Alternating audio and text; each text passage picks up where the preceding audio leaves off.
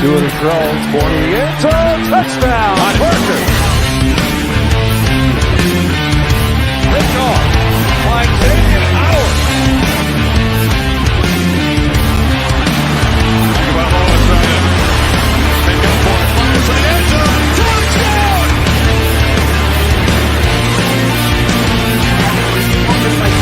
That's hard work.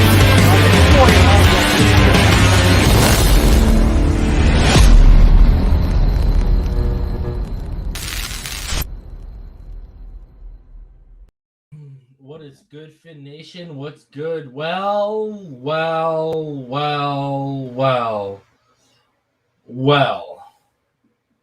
Was I or was I not right that wasn't a good situation of what happened last night? I'm just saying, was not that hard to predict what was about to happen with Isaiah Wilson, a guy who's got serious issues. I think we're beyond the words character concern. I think now what we're dealing with is a guy who, obviously we'll get into it, clearly needs help. And he clearly isn't willing to get it right now. Can you guys hear me right now? Let me know if you guys can hear me now. There you go. Let me start that one more time. Well. I hate to be the one to say that, well, I told you so. But, I mean, I guess I kind of told you so. Clearly, there are some issues with Isaiah Wilson, and we're beyond the term character concerns, and we are now at the terms of this guy has serious issues that he needs to work out. And I mean, you know, I remember everyone kept asking me, funny thing, remember, go back. Everyone kept asking me, oh, well, you know, well, if we got Wilson, does this mean we're off of Sewell? And I kept telling y'all, I talked to a bunch of people, and from what I was told, you know, this does not change where they were at with Penei Sewell at 3. So, I mean, we'll get into that in a little bit here tonight, and I'll open it up to you guys after I'm done. But before we get into the Dolphins stuff, let's just take care of some housekeeping. Firstly, let's start off. Let's start off with everyone was waiting on him. It finally happened. The Giants and Kenny Golladay have reached a 4-year, $72 million deal with a maximum of $76 million, and $40 million of that is guaranteed. Good God Almighty! There is no way the Dolphins were gonna be paying any player, let alone a receiver, that kind of money. I mean, that is just, you know, $10 million guaranteed a year, basically, and $18 million per year. And if you get up, guys, if you get up to that 76 with incentives, that's $19 million a year with incentives. Like, it was a pipe dream to think that the Miami Dolphins were ever going to reach that. You know, I know we had probably done our due diligence on him, but there is no way they were going to pay him that. And you know what sucks for Golladay? Because he's a good player. But this is the reality of the situation.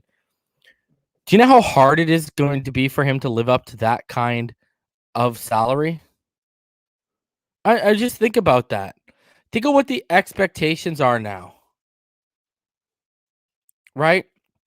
They moved off OBJ with Daniel Jones. These are going to be like OBJ-like expectations for Kenny Golladay. I really hope he's prepared to do that. I mean, like, good God. That's stupid money. And and it makes the Fuller money look much better. The only thing with Fuller is if he balls out, he's going to be getting this type of money. He's going to be getting this type of money if he balls out this year. I kept saying, and Jeff Jackson's right, makes Fuller and Juju look like steals. I kept saying, don't overpay on a wide receiver in this class. That's why I wanted a running back and a center. I didn't want them to overpay for a receiver.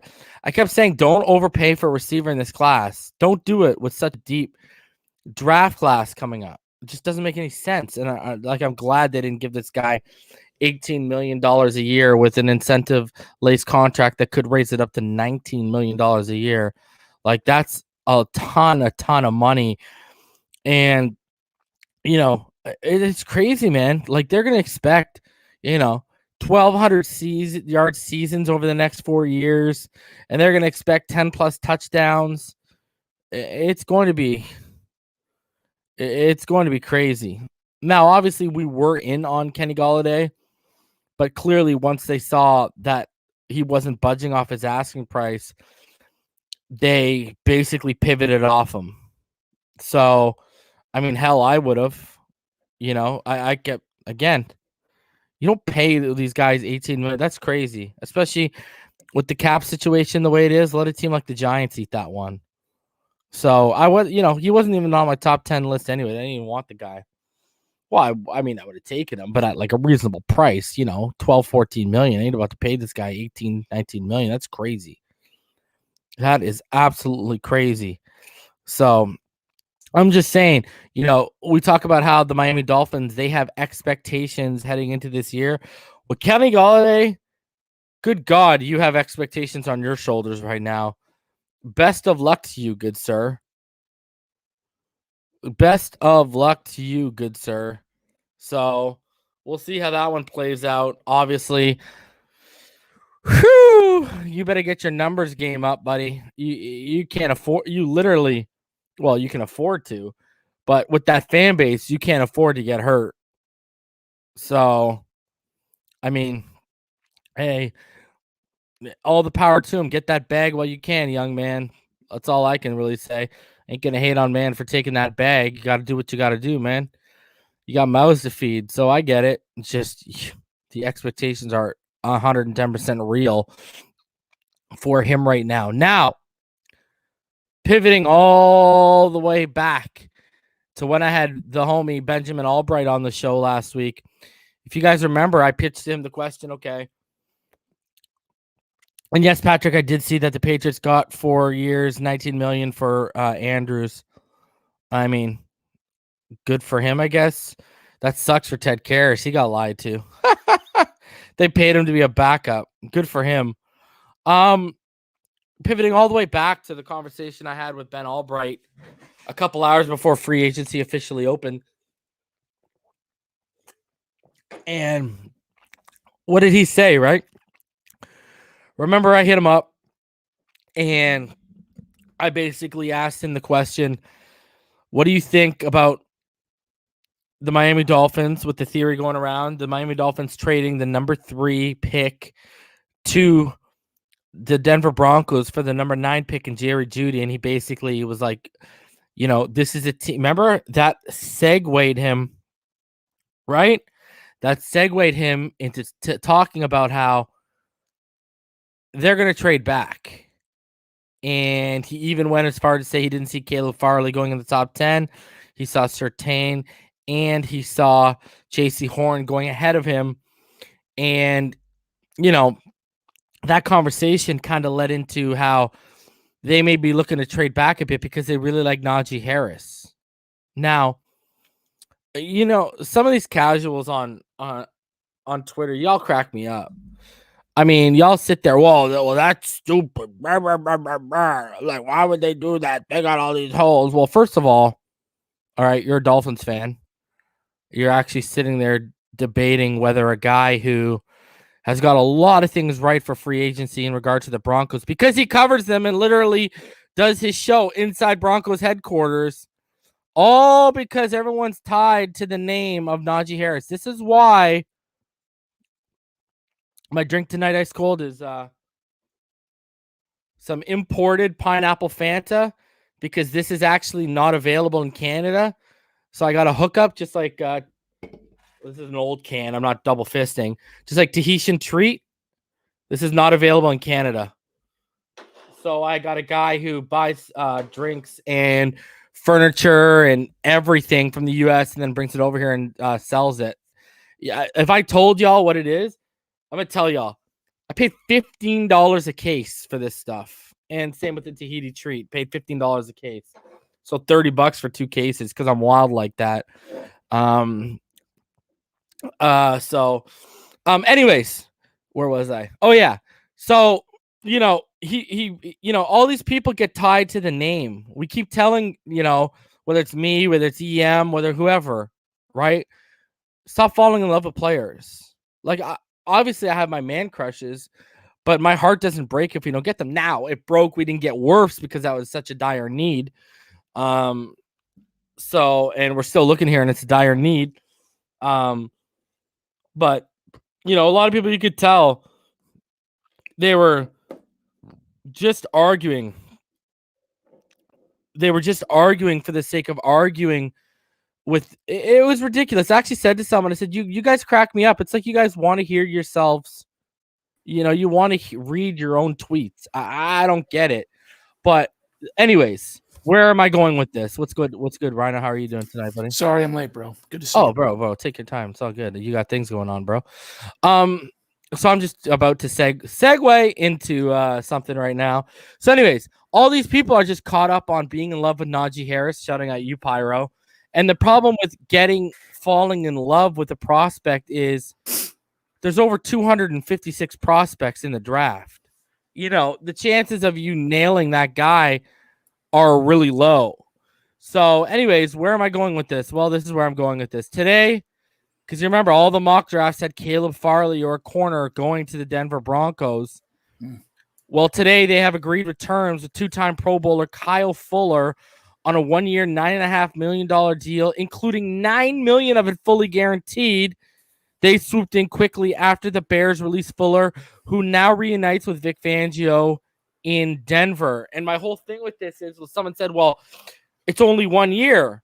Why wouldn't they draft the replacement? Guys, it's only 1 year because they can pay him more next year. And the familiarity, the scheme familiarity, the familiarity with Vic Fangio, Kyle Fuller's a perfect fit. He's going to flourish. And this should lead y'all to believing the trade back is probably happening for them.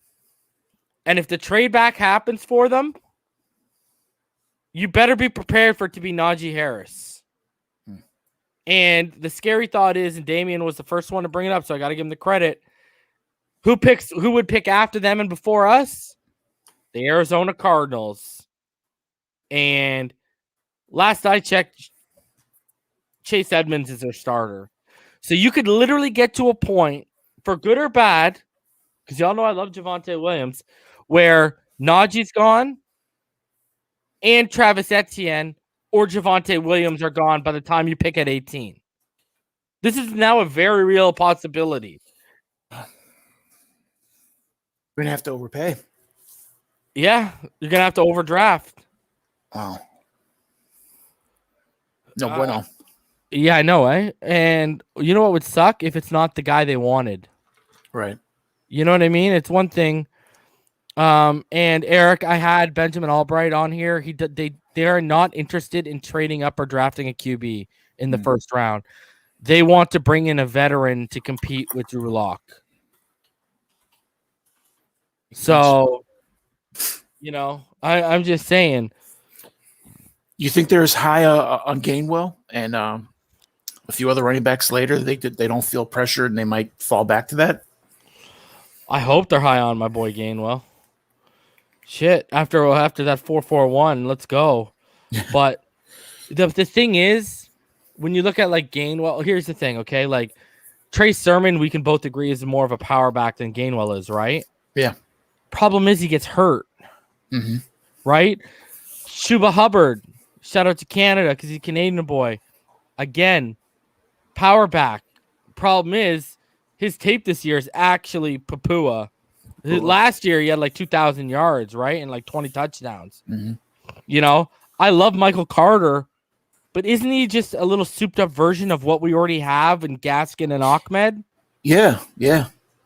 It's true. You know what I mean? You need to find, because we only have Malcolm Brown on a 1-year deal. You need to find the guy who's going to step in for Malcolm Brown. I keep hearing this voice in the back of my head, reason they're not taking a running back. It keeps whispering in the back of my head that they're happy with in the this, first or at anywhere. Like, and if they do, like late, and I can't shake it because like they have this stable. It's scary. I'm worried that they might actually believe that. Yeah. Barney, I think J.C. Horn's going to be gone by the time Arizona picks. I don't think J.C. Horn gets past San Francisco at 12. What's going on, Martin? Martin, big rifle. The man. Mm-hmm. The man who had Olivier Vernon running for his life. Martin's the man, bro. Yeah, he is, man. Good takes. So, I mean, that's where I'm at with this. Like, it's kind of crazy because Ben put up a checklist of everything he's called in free agency, and he's been like spot on with everything so far. So I don't know, man. I just, I think that it worries me what you said, because especially if their guys go off the board, they're gonna roll with what you're saying. Yeah, why would they push it? Go to plan B. Because everyone we're talking about at that point is basically what we have. So you have to love them so much more than what you have. And is that really the case? I don't know. All because they sat on their hands with JK last year. Yeah. And I keep, like, my problem with this draft is, you got tier 1, Javonte and Najee, tier 2, Etienne, and then Gainwell for me. And then tier 3 is a big drop. Because, like, it's like, for me, it's like tier 1 and like tier 2. You know what I mean? Like, it's right Close. there. But then, like, tier 3 is like down here. Right. You know what I mean? Like, that's my issue, man. I don't know. 36 wouldn't be awful to take a running back at tier 2. It wouldn't be awful. No, it wouldn't be if one of those tier 2 guys is there. Good God. Right. I don't. The question I have, and I don't remember off of memory, when's the last time there was a running backs in the first round? More than 2. I can't. More than 2? Yeah. Or even more than 1. I mean, was it last year? No, it was Hilaire was 1. Yeah. So did Zeke's draft? I think he was the only one that went in the first round. It was Zeke draft. I'm thinking yes. Saquon's draft. I think he was the only one that went. Even back, remember when we just missed out on Todd Gurley, who I really wanted? Mm-hmm. I think he was the only one who went. So historically, if that is your plan, it's a solid one to be a little patient. So unless that guy that you want, like say it's Najee, and you're willing to overpay for Najee at 18, if he's there, fine. Maybe they go to plan, drop back a little bit in their rush to get a running back. I don't know. It's concerning. You posed a very good question to me, and now you got me thinking. Oops. So let's my brain's about to explode. Okay, let me see if I can answer your question. The last time 2 guys went in the first round, because you got it. That's a really good question. Okay, so I would say it's been a while. Just I think you're right. I'm thinking like 10 years. But Josh Jacobs was the only running back that went in the first round in 2018. Okay. Oh, sorry. No, 2019. I apologize. 2018. Barkley. Okay. That was the last year. Barkley. 3 went. Barkley, Rashad Penny, and Sony Michel. Look at the smart guy, man. He's right there. Yeah. What, did he answer it? Yeah, he's right there, man. Okay, there you go. Yeah. So that was your last time, 2018. Okay. So it's not common, but it does happen. And look at I mean, we can all pretty much agree. Rashad Penny. And look at what happened to Sony Michel last year. Like Damian Harris was the one who was popping off. Yeah, and even Saquon's hurt. We know he's great, but he's glass. Yeah. So there you go, man. Ronnie Brown Cadillac, 2006 or 5, whenever that was, or 7. Yeah, and both it was 8. Backfield, right? Both from the same backfield, both for Auburn, right? And then Smart Guy said Fournette and McCaffrey in 2017. Okay, so it happens more than I thought. Yeah. J Love T says, "What up, Reason? I have a question. Do you see a second O-line that we could take? That you know how I feel. My boy Sam Cosme today. Did you see that I posted?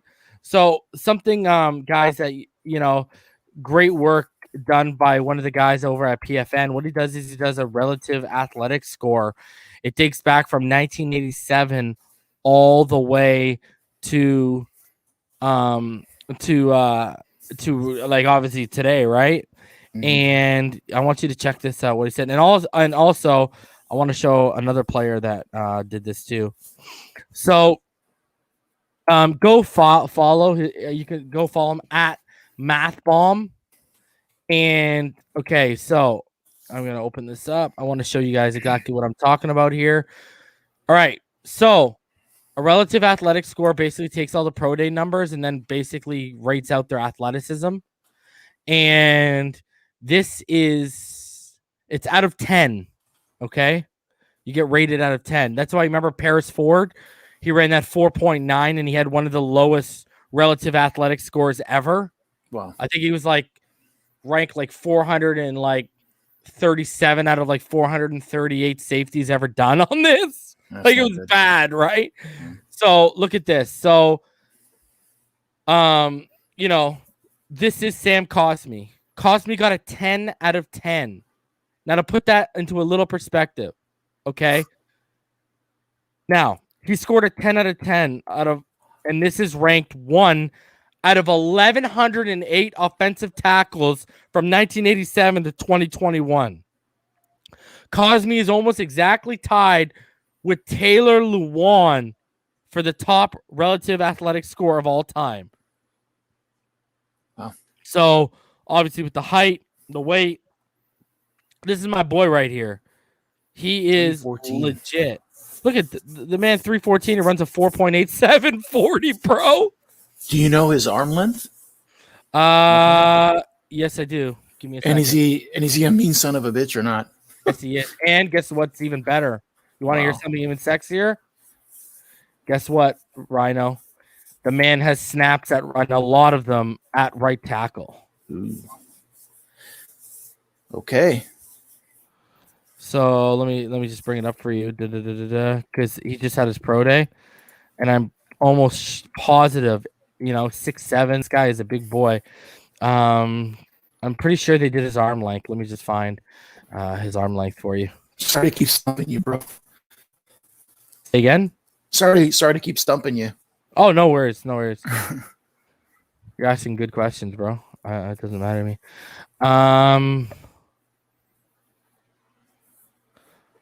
Okay, they didn't actually get an arm length for him yet. Must be an idea. I mean, yeah, somewhere. Does he look like he has short arms? I mean, okay. So I saw someone say that between both of his arms, like finger to finger, right? Mm-hmm. They believe like from finger to finger, he's gonna measure around 80 3/4 inches. Okay. So that would be like what 36, 37 inches on each side. Well, that'd be around 36. You got to take away this part, right? Right. Across the chest. So that's got to be like 36, 37. So he's not lacking. He's good. No, he's not lacking at all. He's not like Rashawn Slater, who went up and put up 33-inch. And this guy's a stud, bro. He's amazing. Like his tape is very, very good, man. That's why you saw when Ryan Roberts was giving him props, I was getting all giddy like a little schoolgirl because this guy is special, man. He can play left tackle or right tackle. Like he's legit. Well, his stock is gonna rise, man. He's gonna rise now. I agree, man. Damn. And what's crazy too is Andrew, like a guy like Andrew Van Ginkel, He had a 9.79 RAS. Oh, really? Yeah. Wow. The guy I want, Azeez Ojulari, had an 8.7. So anything above, I think 7, it says, was elite, right? I think that was the chart. Yeah, I'm pretty sure. Here, Something I'm gonna bring up another one. Like, you know, that safety we've seen in, you know, I know you've seen him around, Richard LeConte. Richard LeConte, the guy from Georgia. Yeah, the free yeah. safety, Mm-hmm. buddy. He got a 0.67 out of 10. Yeah. I don't even know. Yeah. How does that even work? Oh my God. Yeah. Here, I'll bring up Wow. Azeez Ojulari so you can see exactly what Azeez's is. I mean, you would think breathing, you'd get a 1. You know? Come on. Oh my God. Did you see that kid, Anthony Schwartz, who blazed that 40 a couple days ago? I heard you talking about it, yeah. Yeah, he got like he didn't even score that high. Wow. Monty Rice, you know, the linebacker, he got a 7.22. But Anthony Schwartz, right? You remember he had he had that, something or 4.27, yeah. but he had a 6.94 RAS out of 10, and that ranked him 750 out of 2,445 wide receivers ever done. Wow. Well, so yeah, you're blazing it out there, but I'm just looking for something. There's one I wanted to show you. I wanted to show you because obviously this is gonna matter to us. I wanted to show you Creed Humphreys. Travis Etienne had a. I'll bring up Travis Etienne's too because people are interested, I'm sure. All right, Travis Etienne, Rashawn Slater as an offensive guard. Okay, he had a 9.96. Woo. Ranked 5th out of 1,112 offensive guards ever done. Okay. Joseph Asai, you know how I want my boy Joseph Asai? Yep. 9.5. Ranked 67th out of 1,329 guys. How long have they been doing this? They've went back all the way to 1987. Oh, so it's a big database. Wow. Yeah, it's a huge database. It's not like it's not peanuts, right? That's almost science there. Holy crap. You know what I mean? So I'll show everyone's I guess I should bring up I brought up Joseph Asai, I think. Hold on, let me just make sure. Travis Etienne, Ojulari, Creed, Sam.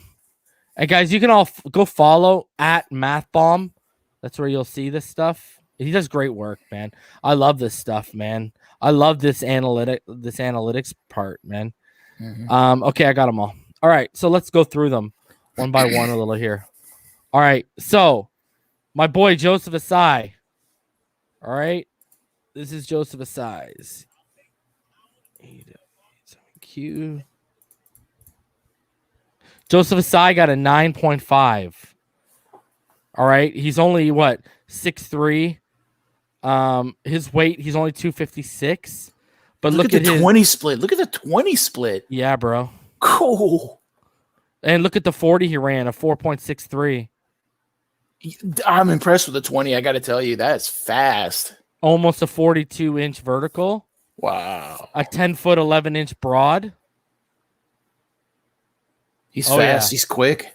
Oh, buddy, I'm telling you, you know, I saw when the homie Brett was like, "Oh, you've been watching." I said, "Bro, I've been banging the table for Ojulari or Osai." Like, you know what I mean? Osai is a beast, bro, a beast. Another, hey, just like Cosme, what is he? Another Texas product, right? Right. All right, and then here is the relative athletic score for Azeez Ojulari. So, 249. He's a little bit lighter, right? He's a little bit shorter. He didn't have as good of a vert, clearly. Had a similar broad. Had a good 40, 4.63. Obviously, his 20 isn't as impressive, or the boy Rhino would be losing it right now. Yeah. Had a pretty good 10-yard split. But unlike Asai, he did the shuttle and the 3-cone. Now, the 3-cone's not great, but the shuttle's okay. Right. I just love the 20 splits because 40 is wonderful, but realistically 20 is what you're looking at. I mean, that's your plays. I mean, yeah. And the 10 just shows that short area explosion, right? Mm-hmm. All right. Most important thing. Exactly. I agree with you. And then here is Travis Etienne's. 2.5. 2.5. Whoa. Wow. That's impressive, man. Yeah. His broad's impressive too. His vertical's not that great, looks like. Look at he measured it. I thought he measured it at 5'11". He measured it at 5'10". And Rhino, his playing weight was between 200 and it was around 200. Well, that would explain the vertical. Yeah. But here's my thing. That vert goes up, but so do these, brother. I can't believe he ran a 2.5 at 215. That is crazy. Yeah. It's nuts. Impressive, huh? Yeah, if you could only see. Yeah, I know. Why you got to do him like that, bro? Sorry. Oh, my God. All right, and here's Creed Humphreys. And I know you're going to be impressed with this one. All right. Creed Humphrey, brother. Scored a 10. Wow. Look at that. Not bad, eh? Yeah. That's crazy time for that. 2.9. Wow. And I'm just going to give you, well, yeah, he's super athletic. He's super athletic. He's a really good communicator, too. How do you do a 2.9? I don't, that's crazy, bro. That's a big boy. I know. That's not a joke. Dude, I couldn't run that fast if there was free food 20 yards from me, bro. I mean, what the hell? That's hilarious. So, guess what? This Raz has Creed Humphrey ranked number 1 out of 486 offensive centers from 1987 to 2021. Yeah. And then MathBomb even went as far as to say Humphrey comfortably owns the number 1 all-time spot for center, and it'll be tough to wrestle it away from him.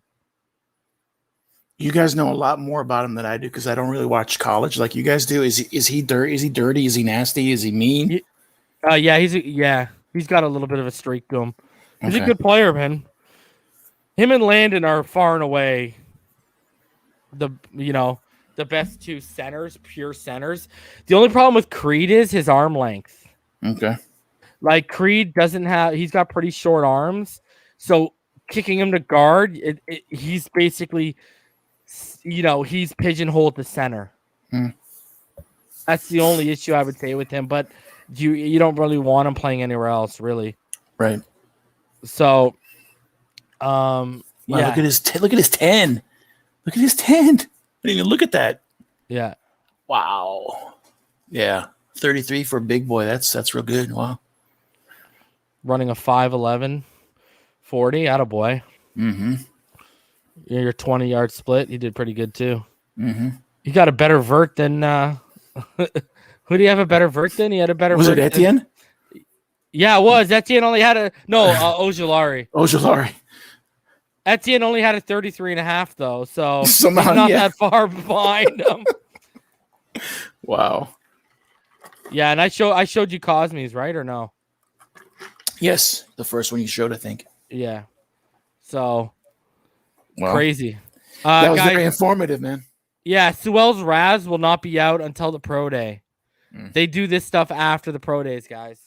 So, just a little bit of inform so you can get an athletic. Now, guys, it's talking about like athleticism where these guys are at. So, all right, let's get into obviously the big news today, and that is Isaiah Wilson has officially been cut after he was out here sipping lean and smoking dabs. Attaboy.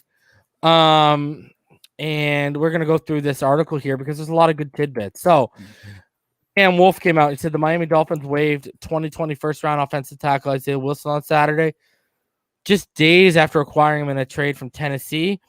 Wilson was hours late for his physical and team onboarding process. He skipped multiple optional workouts that he agreed to attend on Thursday and Friday and declined support service help that he was offered, all in his first official week with the team. But I'm sure the Instagram stuff was just the end of it. They definitely, come on, the timing is obviously right. Like, you know what I mean?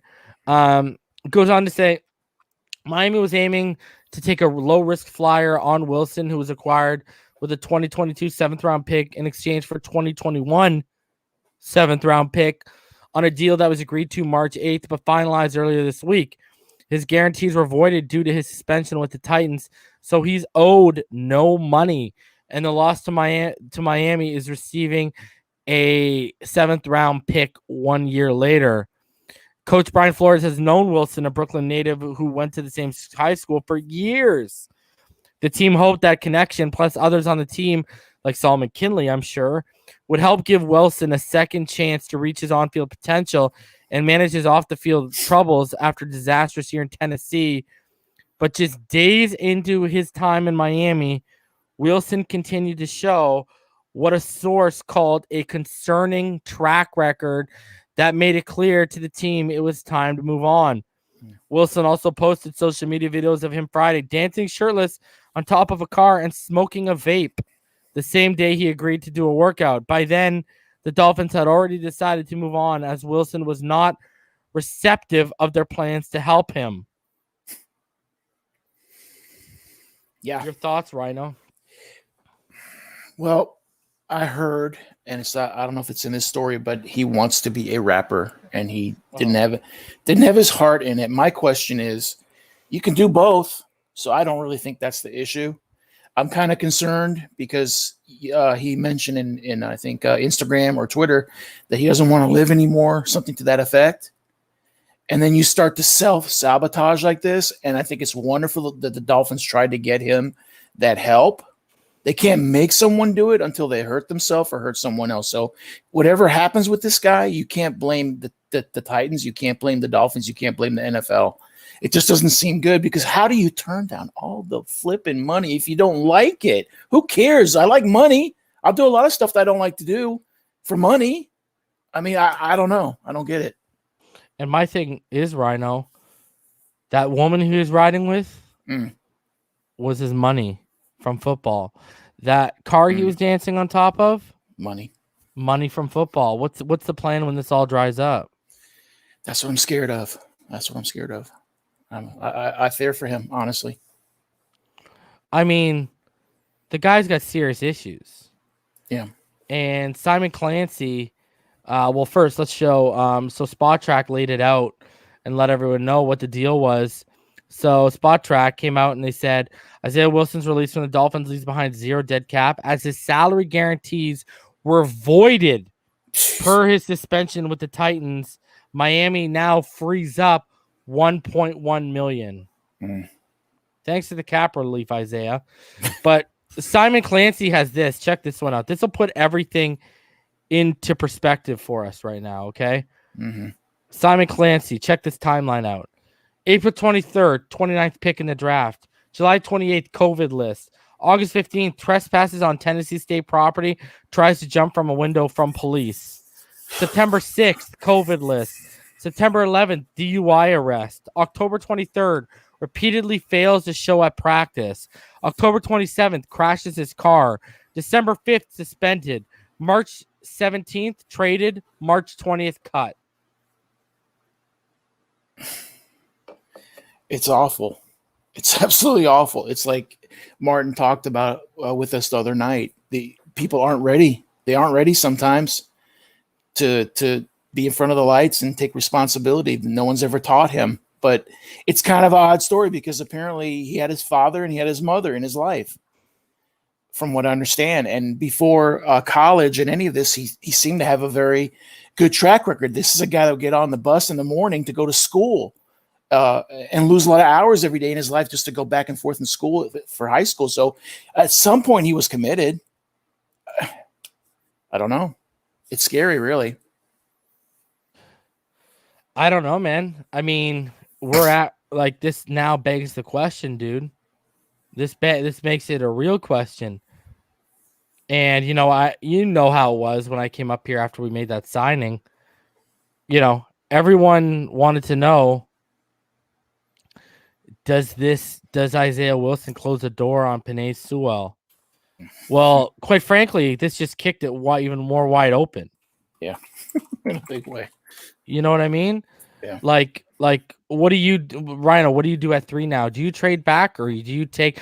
Because here's the other thing I'm gonna say. Listen. They clearly, right? They clearly identified that what? That they wanted to address the right tackle position. Exactly. Mm-hmm. So now what? And to move our right tackle to guard. That's what it seemed like to me. So the only guy, well, there's 2 now, Cosme. I guess you can get him later. That's an option. But if you're sitting there with Sewell at 3, I don't know how you say no. I don't. There would have to be one hell of an offer for me to even think about moving back, because this guy fixes your line and moves all our guards to where they need to be at guard. It should help Jackson. Sewell should help Hunt. Hunt being at right guard should help Kinley. And whomever the center is going to be helped by the entire situation. It's a stacking effect like you always talk about. I don't think there's a bigger stacking effect than Sewell. I don't. So are you in on Sewell, or where are you at? Yeah, I'm sorry, 100%. Yeah, I don't know how you move off of that. I don't understand. It doesn't make sense to me, because I can get receivers later. I understand Pitts is a wonderful talent, but he's not Pitts. But we have a Pitts-like tight end. We can move him a little bit. He's not going to be the same guy, but he is movable. We have equity in that position already, is what I'm trying to say. And we can spend it better at receiver or running back. That's my view. If we get Pitts, I'm not going to be upset. But if we don't get Sewell, I'm going to be upset. I'll put it that way. Well, let me ask you this. Okay, you're in on him. Would you trade back up to get ahead of possibly? But up means the Jets would be willing to do that, right? No, I mean, back up into 10. Yeah. For Waddle, Sewell, Smith, whatever your vice is. 100%. Yeah, Pitts, whoever it is. If we can somehow get in the top 10, heck yeah. I would like to give something up and still keep the 18, but obviously we probably have to give up the 18 at that point. Okay, let me ask you this. Do you think it's smart to get in there and to try and get a guy like Pitts just to get ahead of what's going to happen in terms of with Gaskin and free agency and potentially having to pay this guy, $12.5 million? That the question to me is, if I'm the Dolphins, do I gamble that he will reach that money playing this season? You know what I mean? Like I would be willing to pay him that money if he actually plays at that level. You know what I'm saying? I think last year the best he should look to get is $6, $7, $8 million, because that's the level he played at. He needs to become top 3 for me to give him that money, and it's a risk. Do I sign him early? Do I plan on letting him go? But yeah, that's a tough question. Do I get Pitts to get ahead of that? I guess it would depend what it would cost to get up into the top 10 or top 8 or whatever it would take to get him. I mean, just how nice would it be to have a tackle like this who can pick up stunts? Look, at CJ Verdell has nothing to do, the running back. Look, number 33, he got nothing to do because Penei's like, I got you, and then, I got you. You know what I mean? Like two guys. He pancaked the first guy, bro. Look at the first guy. Watch him. He takes him down to his knees. They say a prayer. Look at on your knees.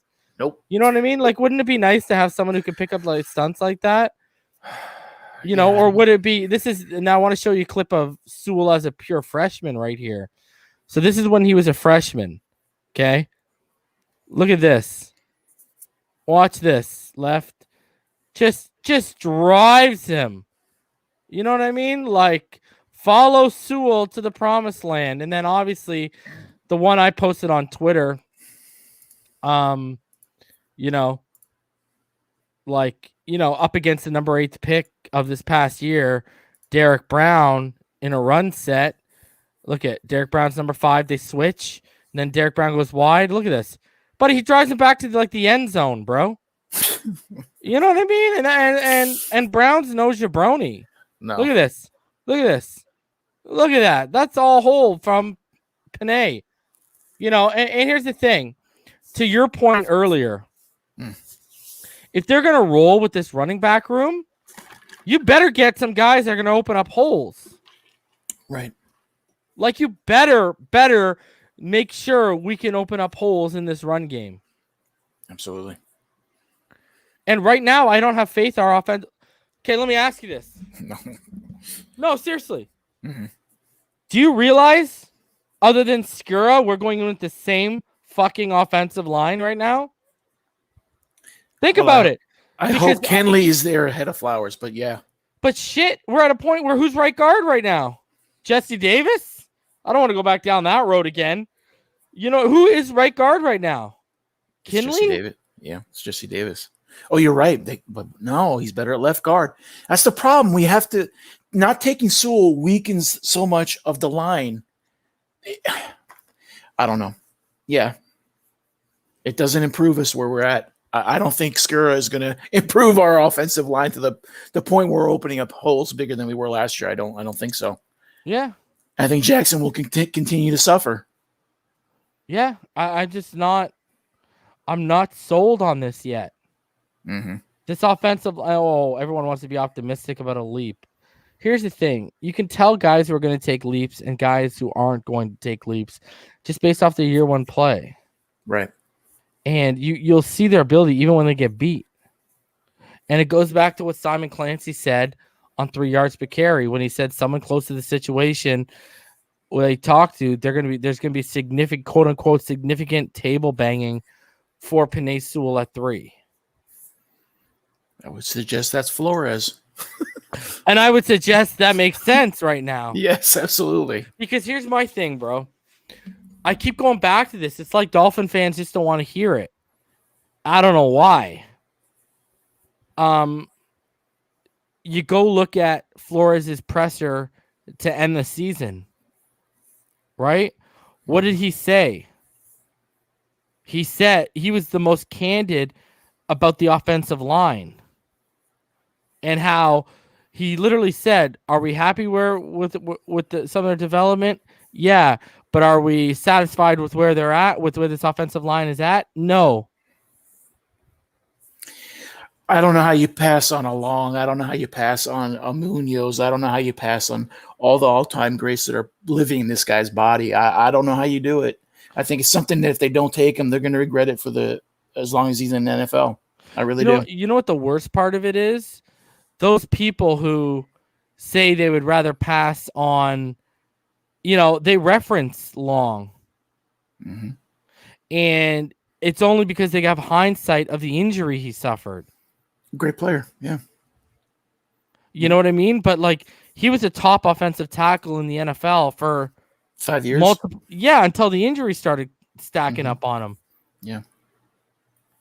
And everyone just gets caught up in these sexy weapon picks. The sexy receiver or whatever the case may be. And the thing is, you got a guy who could clearly become not only a top 5 tackle in the league, but this guy could hold down whatever side you want him on for the next 10, 15 years, bro. If you get a Pitts, a Waddle, okay, and you don't have time to throw it to them, what's the point? I'd rather get Sewell and a Bateman rather than getting a Pitts and a Waddle and they get destroyed as rookies because they can't get the ball to themselves because there's no time to throw to them. It just doesn't make sense to me. I think the guy fixes it, man. I really do. And he fixes it early. And he could fix the running game because let's be honest, if we're going to walk in with a similar type of running game of what we had last year, all the pressure is going to be right back on to Tua. Mm-hmm. And I've already shown everyone that this kid can legitimately play right tackle. So what's the issue? None. Obviously, people just want the flash. Like you said, they want the flashy pick. Period. End of story. And then you know what the worst part about if the flashy pick happens? If they take a receiver at 3, everyone's going to be expecting 1,200 yards and 10 touchdowns. Not unless Tua becomes a magician. You know what I mean? And Ice Cold makes it go ask Pat Mahomes what an offensive line means in the Super Bowl. Yeah. Guy was out there running for his life. Jeff and Sharif, what's going on, guys? Fins up. What's up? Hey, Fins up, man. How y'all doing, man? Just dealing with Isaiah Wilson. This is my topic tonight. We need EM for the because we got to get EM's not home yet. EM's not home yet, so he said he's gonna jump on when he does get home. Nice. All right. So how you doing, Rhino? I'm doing very good. How are you doing? Doing great, man. Hey, Jeff. How you doing? Not too bad. I think we got 2 trains going right now. We got the Pitts and Sewell train. And they're about to collide. You can only get one. They're on like a crash course for each other, man. Yeah. So where are you at, Jeff? Who would you take? It's tough. If I right now was stuck at 3, I would take Sewell. Because like you said, this is a very deep receiver draft. I'd be just as static and happy at 18 getting like Bateman if all the running backs are gone. I'd be fine in the second round getting your boy Moore or getting Dwayne Eskridge, getting Amon-Ra St. Brown maybe in the third round. Like you could get receivers later in this draft. There's no Penei Sewell in this draft. Yeah, I agree with that. I think, what's crazy is everyone's so stuck on this receiver or whatever the case may be is that they're literally willing to pass on a generational talent. And he improves 2 positions on your line. You kick Hunt inside, like you said. And then you can always get a center either later. We can get a Quinn Miranez later in the draft to develop behind Skura, Yeah. Which I would be down for. I love Quinn Miners like so much. So much, man. And, I don't know, man. Everyone's just stuck up on that sexy pick, not realizing that this tackle position might be the sexiest pick you can make. Well, and to go off your guys' point, like you were asking about Mahomes, what about Brady? He'd be the first to tell you, too. Look how bad he was in the earlier games against the Saints when he had no protection. And 2 years ago, too. Yep. And look at what they did. The high investment on Wirfs when they could have added more weapons. I hate when you're right, Reason. Let me ask you guys, would you be interested in Antonio Brown right now because he hasn't re-signed? I don't think what's happened recently with players has worked in his favor. Maybe if it was a clean market, like guys did stay out of trouble. Yeah, but bro, he didn't get into trouble last year and he produced. Before he got injured, he was the leading receiver on the Bucks. My instinct is no. But if Flo was to say yes, I would trust Flo, is how I would put it. There has to be a reason why he would say yes, and I don't know if there is, but.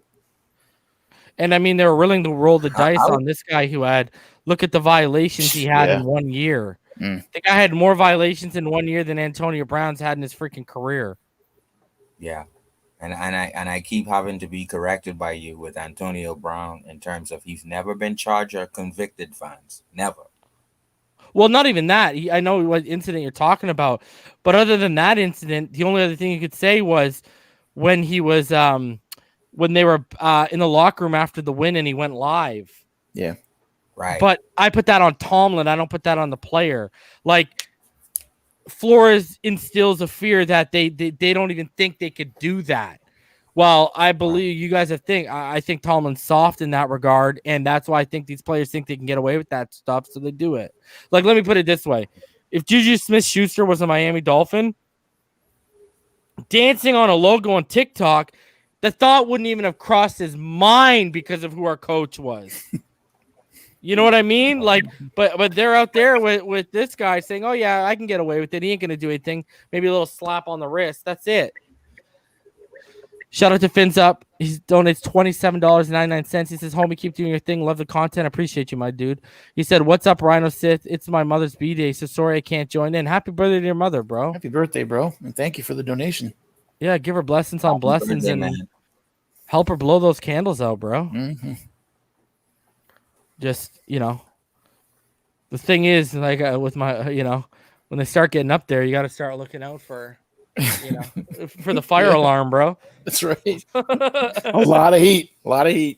Yeah. So, all right. I want to get your guys' thoughts because Esteban's here, Florida born, Kentucky grown's here, Sharif, Jeff, like just your thoughts on not even the number 3 pick, on Isaiah Wilson doing what he did in a position where millions and millions of us would dream to be in. Well, the posting the video was bad. Obviously, I know people are saying dancing on a car is not the end of the world, but think of it this way. If you called off at your job, right, didn't show up to work or did a no call, no show, and then your boss goes on Instagram and sees you dancing and drinking at a car, what do you think their thoughts would be? Like, like I can tell you that I wouldn't have a job anymore. At the very least, I'd have explaining to do. Yeah. And Wooback says, reason, Isaiah Wilson, how the F do you get fired on your day off? Yeah. So someone put that. It's You know bad. what I mean? I just don't get it, man. I mean, so many of us would kill to be in that position. And look at his physical talent. The guy is a mountain. His arms are bigger than the average human being. This guy, it's. I'm not saying it's easy, but it's easier. I don't know, man. That's a lot of money. Can I just potentially add- turn down? Let me say something about individuals, and this is a problem in the community in terms of projects. And when we see particularly Black people, all right, when it comes to handling money, the character that this kid showed, obviously Rhino pointed that out. This kid took hours to get to school on time, so he followed through to some aspect. Then the money gets in. The same thing what Ryan Clark said about Antonio Brown when he gets the money. I mean, we tend to, me as a Black person, will I freak out when I get the money? This tends to happen in our community. That's the question here with Isaiah Wilson. My problem is holding on to the money. I just start spending and spending and spending. I'm wild like that. Exactly. But I get what you're saying. Mm-hmm. What's up, fellas? What's up? Yeah. What's going on? Good, I want to speak my piece, man. Is this man, your mood? Is this your mood right now, bro?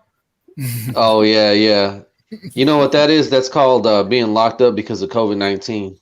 Fair. Yeah. For real, Or wanting man. to You be a know how rapper. He's probably shooting a everybody. music video, bro. Yeah, Who is everybody's that? going a little That's nuts. Isaiah Wilson from yesterday. Oh Lord. And I don't know if you saw it. This chick back here, it's Bindi XO. She also, here, I'll show you guys. She also posted a picture, and then you can let her have it, Esteban. Okay, so obviously there's also the video of him. There's obviously the video here of him. Guys, people try to say this is a vape pen. I looked into it with the Rick and Morty. Where's the cartridge? There's no cartridge. That's a dab pen, all right? And I think she's driving. I'm pretty sure because there's the back seat right there. She's got this right hand stays elevated like that. I think she's the one that's driving.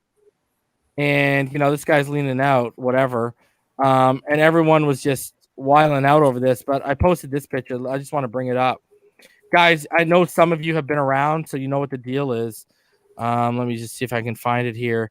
He literally posted a picture of that chick he's with or whatever. Let me post it here. I'll go to my profile. He posted a picture of Lean when they were partying together. Oh no. Here, let me just so you guys can see so you see that I'm not. Oh, there it is. Oh, there it is. I had it.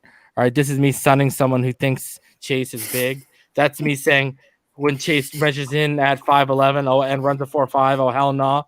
That's smart me guy. saying all aboard the Sewell train this morning. Okay, this is obviously y'all already know what that is. This is the picture. See, that's that it's Bindi chick.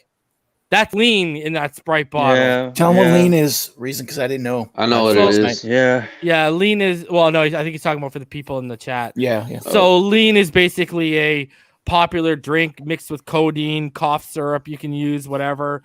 Lil Wayne, if you guys know who Lil Wayne is, obviously most of you do. He actually had to stop drinking it because of how it was affecting him and stuff like that. Like it'll take a legit toll on your body. Man, So- a lot of Texas rappers died from that using that. So I know exactly what that is. They said Pimp C. Pimp C, yep. May have died from That's crazy, overusing bro. the lean. Yep. Your heart must go. Boop. I feel honestly, man, with this situation, with Isaiah. Look at what Yeah. Yo, Isaiah Wilson gonna look like a running back in like a Oh month. no! Well, I hope not, man. Look, this kid, I'm more concerned about who's in his circle. You know what I mean? Because for the most part, when it comes to adults in your life, adults are pretty much supposed to be, your eyes and your ears, your guiding light, for the most part.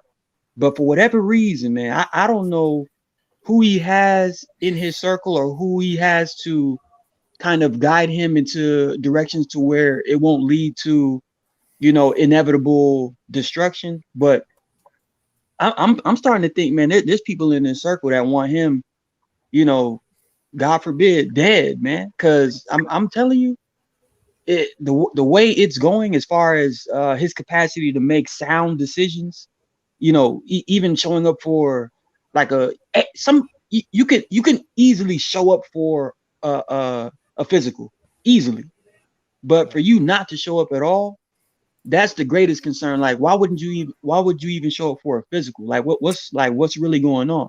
I'll be honest, man. I think it is what it is, man. I think he's just a partier, bro. I think he just likes having a good time.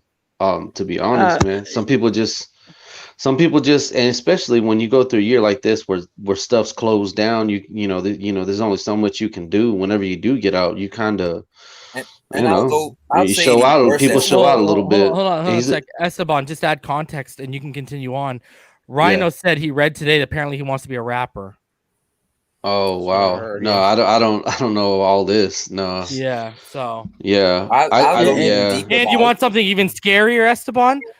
Rhino read that his parents are around. Yeah, like his parents, mother, like his father and mother, like nuclear family. Not in his not just in his life, but they're around him, like the way two of his parents are around him in Miami right now. Oh wow! And watch Esteban. Watch Esteban. This kid probably is that IG Instagram girl. That's probably his best ever in terms of the rating of woman he will ever have, because that money will be blown in hours. I'm guaranteeing you that. I feel bad. I mean, for him, man, he's so young. He's not even used to an Instagram girl. That's it. And the scariest thing is if he's already having suicidal thoughts with millions of dollars in the bank account, imagine when it's like zero. You know what I mean? Yeah. I don't want to see that. This has 30 for 30 written all over it, and I'm like, yo, somebody needs to find a way, to entrench themselves in his daily lifestyle and rituals. Because tell you what, Martin, it's called a game of football, bro. It's the game of football. Turn it around for him. If he starts taking it serious, he's gonna, he's one of those people that's gonna have to hit rock bottom, bro. I think it might be over for him, considering the reports that may be coming from Tennessee, and also our experience, whether it be a short 2-week experience with him from us. If it gets around enough, I don't think there's going to be any team that's going to want to take a real chance on him, even if he turns it all the way around as far as his well-being and stuff like somebody. I don't think they will, only because of a tendency to jump back into the same behaviors. You know who he reminded me of, Martin? Yeah. Who was that? Who was that rapper that was shot like last year or the year before in his car? He had the painted fingernails. X. Yeah. What the hell was his name? It starts with a T. I don't know. What the hell? Or extension or something like that. Wasn't it like there's like X's in his name, and there's like triple X's in that's Extension or something like that from I think he's from Florida, right? Or something like that. Yeah. That was a while ago, actually. That was a couple years ago. Yeah, I thought it was years ago, right? Yeah, he was purchasing like some type of vehicle or motorbike or something like that, and people found out that that's where he was going, and then they pretty much ambushed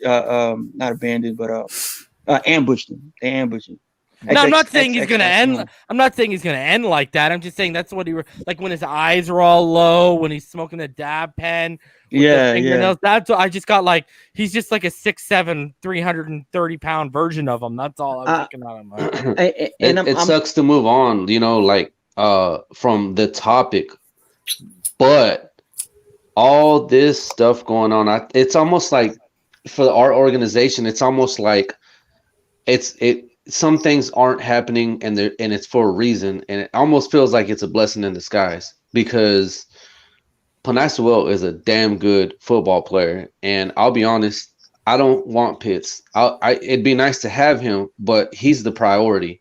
Sewell's the priority because of course, if you insert him, you can be imposing with your offense, and that's something that we haven't been able to do. I'm talking about the run game. Right. So I'm just kind of sick and tired of not being imposing. So can I say this about Penei Sewell? Also, he literally, as soon as you put him into the offensive line room, right? I'm the one who kind of looks at every little thing. And when it came to our offensive line, there was a lot of, they were having fun as rookies starting in the NFL, but there was a lot of immaturity, I believe, across the board on the offensive line when it came to, like whether it be consistency or just putting, enforcing their will on opponents. There was a lot of immaturity to that. Like, we don't want to impose our will. I think when you put a Penei Sewell in that room and they see his presence as a dude that wants to impose his will on the opponent, I think it's going to rub everybody the right way and have guys saying to themselves, look, this kid just got in here and he's looking like, all pro already. We got to step up our game. I think his leadership is going to have a positive influence on the entire offensive line room. So if we can get Penei Sewell, I'm look, 2 straight. I was on Larry's channel. I was on Larry's channel earlier, and they were all on that Pitts train. And I was like, look, I was going to tell you, y'all can play that hot potato ball all you want, but when you don't have enough time to throw the ball, that doesn't matter. I'm just saying, Rhino said, you need an offensive lineman, like, and I kept getting the whole, well, there's the learning curve and all that, because I was talking about Cosme and comparing him to Sewell. I like Cosme. He's gonna have a longer learning curve than Sewell, in my opinion. Sewell is very athletic, yo. When I look at those two, Cosme's good, but I'm like, damn. You know what I mean? When I look at Sewell, this guy's really athletic. So the point that I was making was I've seen this go blow for blow with all the Bears edge rushers. So, and he was a rookie in that game, and it was prime time Monday night, and I'll never forget it, that it was a damn rookie going up against Khalil Mack most of the night, and he held his own. So I'm just saying, you can say learning curve all you want, but when you see a guy coming in his first season do what he did, it's possible. You know what I mean? Reason, can I ask you? Can we? Remember, I watch all of the Tristan Wirfs. I don't even think I said his name. Tristan Wirfs. I watch all of the all 22s, right, of the offensive linemen. I'm always seeing Hunt inside always into his hip already. Yeah, they're laughing. Already backpedaling. And yep.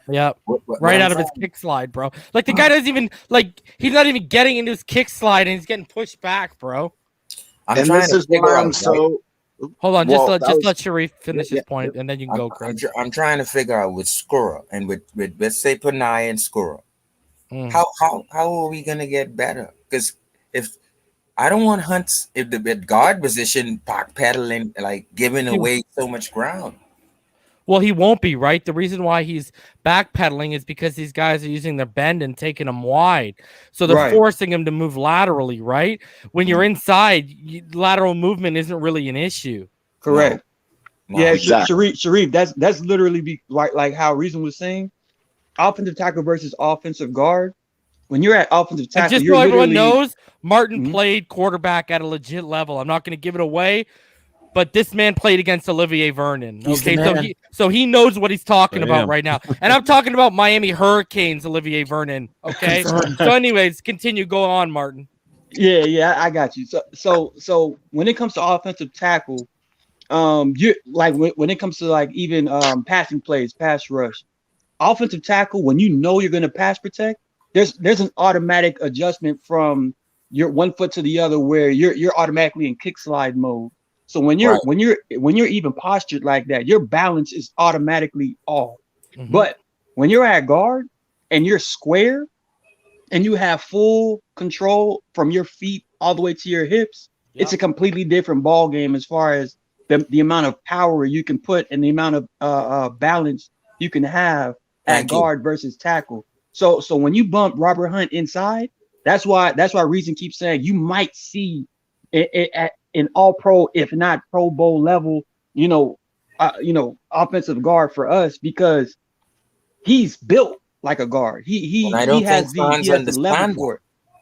Yeah, thank you for bringing that. That's why we're here, right? And that's why Martin's explaining what he is, right? And what Martin's explaining, that goes back to what Dante and I say about his hip flexibility. That goes right back to that. When Martin's saying you're squared up like that, right? You don't have to drop your butt as much at all, basically. And I'll implore fans to watch the all 22s of our 17-week season, and you'd get to see how we know what our offensive line is capable of. That's why we're here complaining. So we know we need better. They'll do better. Everything is gonna get addressed by the draft. I'm not worried too much about where we are right now. The only thing is making sure that we fortify by all means this offensive line, so Tua can have an opportunity to really display what we all know he's capable of doing, and what we're going to see what happens.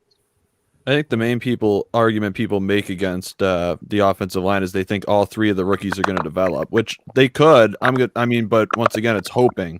I don't count on all three of them getting better. And watching the Broncos game, I know that was their worst moment, but dear God, like, I'm not of that mindset. Like Hunt, like Reason pointed out, he's flat-footed. That ain't going to change. It's not like he's magically going to get faster feet. You know what worried me, Jeff? And I know I always bring him up. Hold on a sec. I think that's Riley. Riley, you got some feedback or something going on. What worried me was the Marcus Golden game. I think we can all agree Marcus Golden is not elite. No. Okay. My problem with him was, he's got above average bend, and I was gonna say anybody with bend gives him trouble. Yeah, Robert Hunt was like, you want to talk about backpedaling, like consistently in the back pedal, and that's an issue, man. What was it, the Bills game or one of them where two guys are coming at him, he didn't block either one, and Tua just gets lit up. Like there's times he gets confused as well with protection, like he doesn't know who to block. Yeah, the stunts and the loopers send him for like he doesn't know what. Like somebody, he just freezes. Yeah, I know. And that's why I'm counting the table so hard for Sewell, because statistically speaking, finding a big man who can move well, who also, I don't believe it's an immaturity issue. It's more of a personal mindset. It's a personality type. He's a mauler. He wants the contact. He likes it. To have all of these things wrapped up into one guy, it's easier to find wide receivers that are fast. That's not atypical. But finding big guys who move well, who have the right mindset, who are ready to destroy people, that's what I want. Yeah. No, and let's be honest, that's how you get what's it called off the frickin'. I do not want to see oh Jesus, I'm brain farting on his name. The guard we got, Flowers. I don't want to see Flowers on our line anymore. And this is the quickest thing, because right now we're running it back with him at guard, and I know he ain't improving. Alonzo can block better than him. Put a trash can out there. At least you have to go around it. I believe Solomon Kinley is going to compete with him at left guard. Brian Flores knows that the offensive line is about to get a little congested, so he's going to put players in their rightful positions, where left guard is Solomon Kinley's rightful position. If he outplays Eric Flowers throughout camp, strictly based off competition, I believe Kinley is gonna overtake Eric Flowers at guard, which would be beneficial for us, because we know Eric Flowers. We can see the film. Very sluggish. He almost seems disinterested in blocking sometimes. Yeah. And we can't have that on any play, let alone important plays where you can potentially get big gains on. So you know what's crazy, Martin? When he was a tackle in New York, he had a pass rush win rate of like just under 82%. Incredible. That's so bad. Incredible. Bro. Like that is terrible, man. Yeah, I know. Like. And I wanted to ask you this, Martin. Do you think, like I do, if Kinley sheds some weight, it's over? Like he's gonna kill people, man. So the way Penei Sewell plays, right? Very, very nifty with his feet and very quick to the point of attack when it comes to blocking. Like you're saying, if Solomon Kindley sheds some weight, because he still has the feet, but it's heavy. Mhm. If Solomon Kindley sheds some weight and gets to about 325, 330-ish, we're talking about Where is he at now? two- Sorry. I'm assuming he's going to be like 335. I thought he's at like 351, isn't he? Let me look. Kindley. Yeah, 340. Yeah, 345, I think. Okay. Yeah, so if he commits and drops, Yeah, to you're about, right. He's listed at 339. God damn, Florida Yeah. born. Yeah. So if he slims down to about 325, 330, we got one of those players. Oh, Florida born. Damn, Florida bro. born came through, man. Oh, I just got to cut you off for 1 sec just to read this. Florida born, Kentucky grown. He said donated $100, man. I appreciate you, homie. He said, could not think of a better place to spend my STEMI money than in my Dolphin education. I really appreciate you guys. Man, we appreciate you, dude. Thanks for showing your appreciation and love, man. Yeah, that's awesome. Yeah. That's a big shot.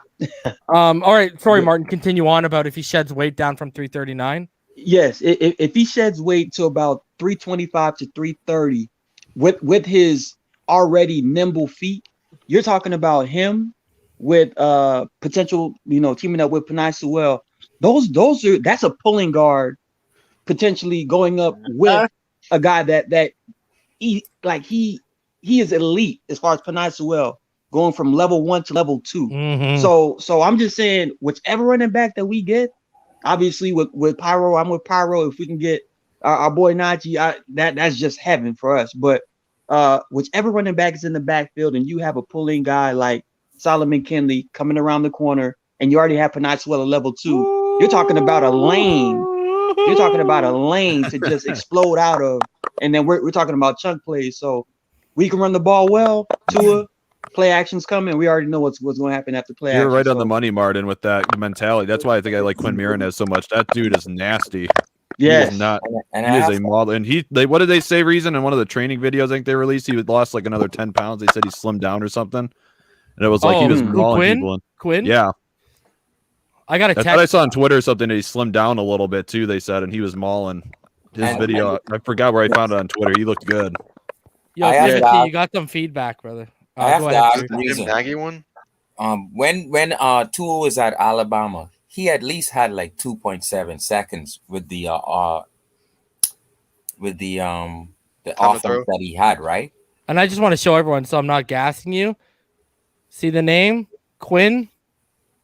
This is Quinn Miranez. So he is coming on the show.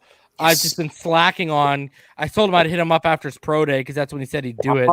I wanted to give him some time. I didn't want to jump on him right after his pro day. Awesome. All right. Awesome. So he will be coming on, and I will Can't be. wait. If you got any questions you want me to ask, just email them to me, and I'll ask the questions and credit you for the question too. I got no problem doing that. But what you're saying, Jeff, is 110%. I saw him on Good Morning Football, and he pulled his stomach out. He pulled his belly out. Bro, I love that. I think what, Jeff? I think he's a Brian Flores guy. When he broke, He wanted to play with the broken hand. He wanted to play with the hurt hand, and Flores had to sit him down. And you I know just what's wanna throw out- crazy? You can get him in I don't know if he slips out of day 2, but if he does, he'll be early day 3 at worst. Anyways, go ahead. Absolutely. I think he's on No, I Miami's just wanted radar to too. throw out- I think they want him. Hey, Reason. I just wanted to throw out real quick. Ask him if he wants to be a rapper, Shock says. Yeah. Okay. I just want to throw out real quick that the research does say now it's specifically on wide receivers, but dropping 5 to 10 pounds can equivalent to a 0.2 per second increase in a 40 time. So I don't know how that would translate to a bigger guy because obviously muscle weighs more than fat. But you get into the situation where at a big man, if you're getting even a tenth, even 0.2 of a sec, that's quite a significant increase. Right. That for pulling, that's what we're looking for. And really, Timothy, you got crazy feedback, brother. I got to get rid of you, man. Figure it out. You got feedback on your phone. Here's my thing. He was an okay He was okay at pulling before the injury, but you could tell once he got that foot injury, it clearly stifled him in his ability to pull, because when you're already like okay at it and then you take an injury to your feet, you know what I mean? You're not going to be very good. So as long as he can get it down, I'm telling you, I'll still say it. He was our best rookie last year on the offensive side of the football. I don't care what anyone says. Agreed. Agree. And he made Austin. I keep going back to it, and it's like I'm spinning. It's like I'm keep spinning the same record. He made Austin Jackson. Look at Austin Jackson next to Kinley compared to him against Flowers. It's night and day. I was watching the Pats game when you guys were talking. It's silly. Yeah, and the run game improved too, right? Everything, just the confidence of the line. You could just see it. And we you know what? Traded. Go ahead. Sorry, Chris. I was I was just gonna say we should have traded Flowers for Wilson, and we'd be rid of both of those headaches. Yeah, really, eh? Yeah. It was just like I keep going over it. When you watched him next to Davis, the way they were passing guys off and their communication on the combo blocks together was really, really good. Like really good. And then you could tell. Yeah, Kinley, right? And then you could tell he brought a little bit of what he learned over playing to Davis next to Jackson. And it was Andrew like, Thomas sure misses him. Yeah, I know, eh? I got to credit Andrew Thomas, though. He did have a better second half of the season. And the Giants fired their O-line coach, too, I think, didn't they? Partway through they? the season. I think they canned him, their offensive line coach.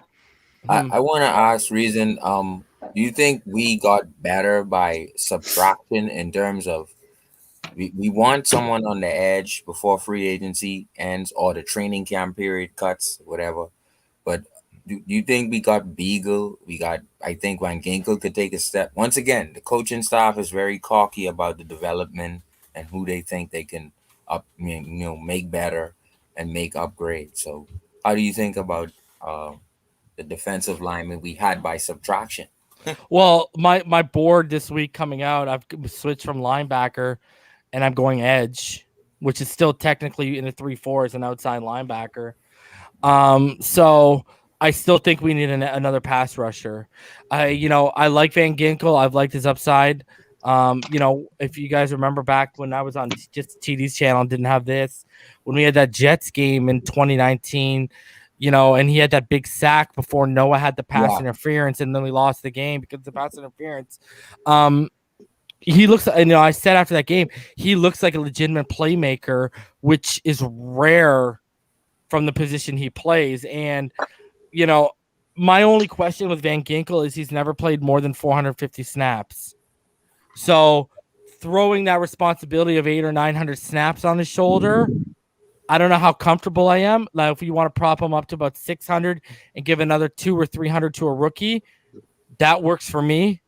Especially if they don't plan on re-upping Ogba anytime soon, because if the way it's looking like with the addition of Adam Butler, they might kick Ogba to the stand-up role as a true outside linebacker in the 3-4 and edge guy like me. And you go back to when it was a show, it was like episode 83 or something, where they announced the captains and the starting lineups and they had him inside, and me and EM were like, no, you got to stand this guy up. And he's going to get double-digit sacks. Let's put it that way. Right. So you would put Butler at the end? Yeah. Okay. Yeah. He's a little small for me at the 0, but when you go to what the Patriots did with him, they used him as a 0. Right. So he's only around like 300 pounds, 305 pounds, somewhere in there. A small man at 0 is best, though. Yeah, it's small. It's small. And he was successful rushing the pass. He had like 5 or 6 sacks last year, too. Correct. But He's good at penetrating. Right. Most of what I've seen from him was purely technique. And for the most part, I believe the reason why they were so on for signing him is because we have a really good secondary, and his specialty is getting those second chance sacks, like covered sacks. So look, that it was a win-win for us. That's a great point you brought up there. Exactly. And the real interesting thing to me is X's money became guaranteed today. Wow. All So right. how are we Good. going to make him happy? That's the end. That's the big question. We haven't even Bro, heard. I he keep going should back about it. We be haven't even heard happy. rumbling. I call it Jakeem Grant signing bonus. Use the money we got from him. Give him that extra 1.1 million we saved off Wilson. That's Yeah, there too you go. funny. Give him the Jakeem Grant. signing bonus. Hey, Reason, you know what's been interesting too? Oh, What? man. We've been signing everyone to like 1 year prove it deals, right? And it's like we're all it has a feeling of we're all in on 2021 as far as taking that step into the postseason. If we actually hit on this as far as these 1 year players, there's gonna be times where we're gonna be extending players through the season, like how we did Siler. If you all can Another recall, name we're forgetting. Who's yeah. Look, he needs a spot. He needs a spot. I love him. Love him, buddy. Yeah. He needs to be on first and second down as much as possible. Agreed. And a unique third down specialist if we need him for certain situations. Yes. 100%. But Now, were a lot of these 1 year deals because everybody's anticipating the cap to jump next year, right? And they're like, "Hey, let's get you locked down this year, and then when we got more money, we'll figure it out next year." And I agree with that for like a guy like Fuller, but I don't know if that's the plan for a guy like Matt Skura.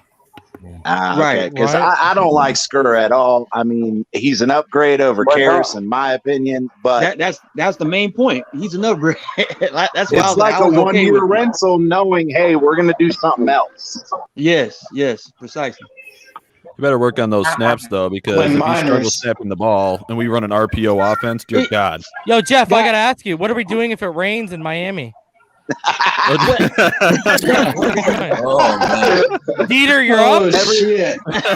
Nah, man. Look, Everybody who lives in It's Florida, like Georgia knows with at Jake 4 Fromm. o'clock, Anytime it rains or rains snow, every day. nope. Monsoon City. look. I would say don't worry too much about those snaps. He struggled. But I think after those snaps against the Patriots, where that was a game that definitely could have won, it got into his head mentally because people were threatening his wife. I mean, who knows what happened, after that situation. But I still believe that Matt Skura, because I don't know if you all remember Lamar Jackson's 2018 season, like midway through the season. Skura wasn't that the year where the running game? No. I'm thinking about 2019. My bad. Oh, 2019. I'm sorry, 2019. When That's the Ingram's season I first mean. year, right? Yes. Yeah. And Lamar Jackson was like an MVP form. Heading into the LA Rams game where he was lost for the season with an ACL tear. This dude was playing like a Pro Bowl type center. Yeah. But coming back from that injury, the COVID situation, I'm treating Skura's situation as more of the same how I would treat like Tua's coming off of an injury and not unsurety about how he's going to be training compared to recovery. I think Skura is going to be better than we anticipate as far as how he's going to be a staple in the middle. Definitely an upgrade from Ted Karras though, like for sure. In his interview with the media, they asked him about the snaps, and he acknowledged that it was a problem. So, it's good that he's aware about it. Go ahead, son. Go ahead, bro. Bones, you're up. Yeah, nice to be on your channel for one time reason. You know what I'm saying? I always look at your show. What's up, fellas? Hey, family. What's good, man? Bosker, you gotta think about this, Bosker. And any player that we have, anybody that played football, just say A. Martin. Oh, okay. Now, as a player, and him bringing in Matt Skura, you got to think about Brian Flores is about all aspects of the team, right? So when it comes to him doing his snapping and snapping back the tour instead of up under the center, he doing the long snap or the shotgun snap. He gonna teach him how to grip the ball and do it right. You know what I mean? it's you gotta think about it. Our coaches teach every aspect of the game. So when it comes to our coach drafting players and picking up players, it's things that he see he can critique for these players to become the best players that he could bring them to be. And that's all I've been seeing since he became my coach and shit. All I could do is run with everything he say. You feel me? And I follow him because as a football player, you know what I'm saying, I played running back, safety, cornerback. Are you available to play running back right now? Because we're kind of sweet. I can't. I'm too small. I played it before, but I'm too small to play in the league. You know, I ain't number 145. I played semi-pro, but you know, I'm too small to play running back. But as far as our running backs, we straight. Just trust me. Since we drafted Myles Gaskin, I said Myles Gaskin was going to be the man, and he became the man. Just give him a little bit more time. He's going to be more of the man than y'all expect. You feel me? He might even, to me, I feel like he might get a little bit under the Ricky Williams and Ronnie Brown age. You feel me? Just give him a little bit more time. He gonna be there. Just give him a little bit more time. Watch what I say. I don't know about that. Well, I think it's the size difference. It's the size difference. But that man got heart, bro. The size. Yeah, he runs like he's 220. I agree with the heart, but in the league. But when you get in the league, it's not all about heart, man. These are the best of the best. These are the top people out there, man. Look at Lamar Jackson. Look at Lamar Jackson. How much you think Lamar Jackson actually weighs? That man ain't big at all. 205. That man ain't that big at all. That man probably like 195 at the most. Get the fuck out of here. He ain't no Lamar Jackson. Yeah, but he's not running through defensive tackles. Exactly. That's not happening. But his heart is taking him to win games just like Deshaun Watson or Pat Mahomes. You know what I mean? It's their heart that give him the game and give him that motive to do what they do inside the game, bro. As a football player, you got to think of that mentality, and that's what Coach Flores is pulling out of them boys, bro. I've played football, and I'm an exercise physiologist. Heart is not everything. You still have to have talent, bro. No. I honestly, I agree with both points because exactly. What Bones is trying to get across is when you have a player that will will his way into situations where most people who are just built with it, like a sizable back that can run through tackles and things like that. When you have a smaller player that's still willing to do that and can get it done, that's the will of the player. But what they're explaining for Gaskin is there's going to be times where we're going to have to use a bigger running back to get specific type of yards in specific situations that Myles Gaskin probably won't get. Malcolm Brown. That's why we got the other running back he just put. Exactly. Yeah. Malcolm Brown is a beast. Watch him. Yeah, but that's a short-term solution. What's the long-term solution is the problem. It's the coach's idea of what he want to do. He could keep them and draft more players and build them up under him, which is what he doing. As we could see, he told us, don't be expecting nothing flashy out of the free agency. You know what I mean? True. Just wait till the draft. We might get some shit that all of us gonna be jumping around looking like motherfucking fools. Like, oh shit! But then we gotta decide who's gonna get cut because they're not keeping 6 running backs on the roster. Yeah. No, we know. Mm-hmm. Well, one thing I'll say is one thing I'll say as far as the offensive line, while I would love to have a Penei Sewell, because if you look at it, I know Reese will know this. How many times did you see Tua have to double clutch or hold onto the ball because of the passing lane was, stuffed, and he had an opportunity to take a shot, but he couldn't because the passing lane was just filled up because the man just got beat, whether it's Ted Harris or Eric Flowers or Sometimes Robert Hunt, they would get beat. They wouldn't be able to, stand their ground, and that would clog up the pass lane. Or Gaskins, like I really like Gaskins and Ahmed. That's the speed of the game. With the line, they weren't opening holes good enough for these guys. So I would love to get someone like a Penei Sewell, which I think we have to do it at this point. We have to get him because like that'll help both Tua and a running back. So that's just where I'm at with it. Shout out to Clemson Eagle. He donates $9.99. Says peace and love. Reason peace and love to you, bro, and good vibrations, my dude. No, I agree with you, bro.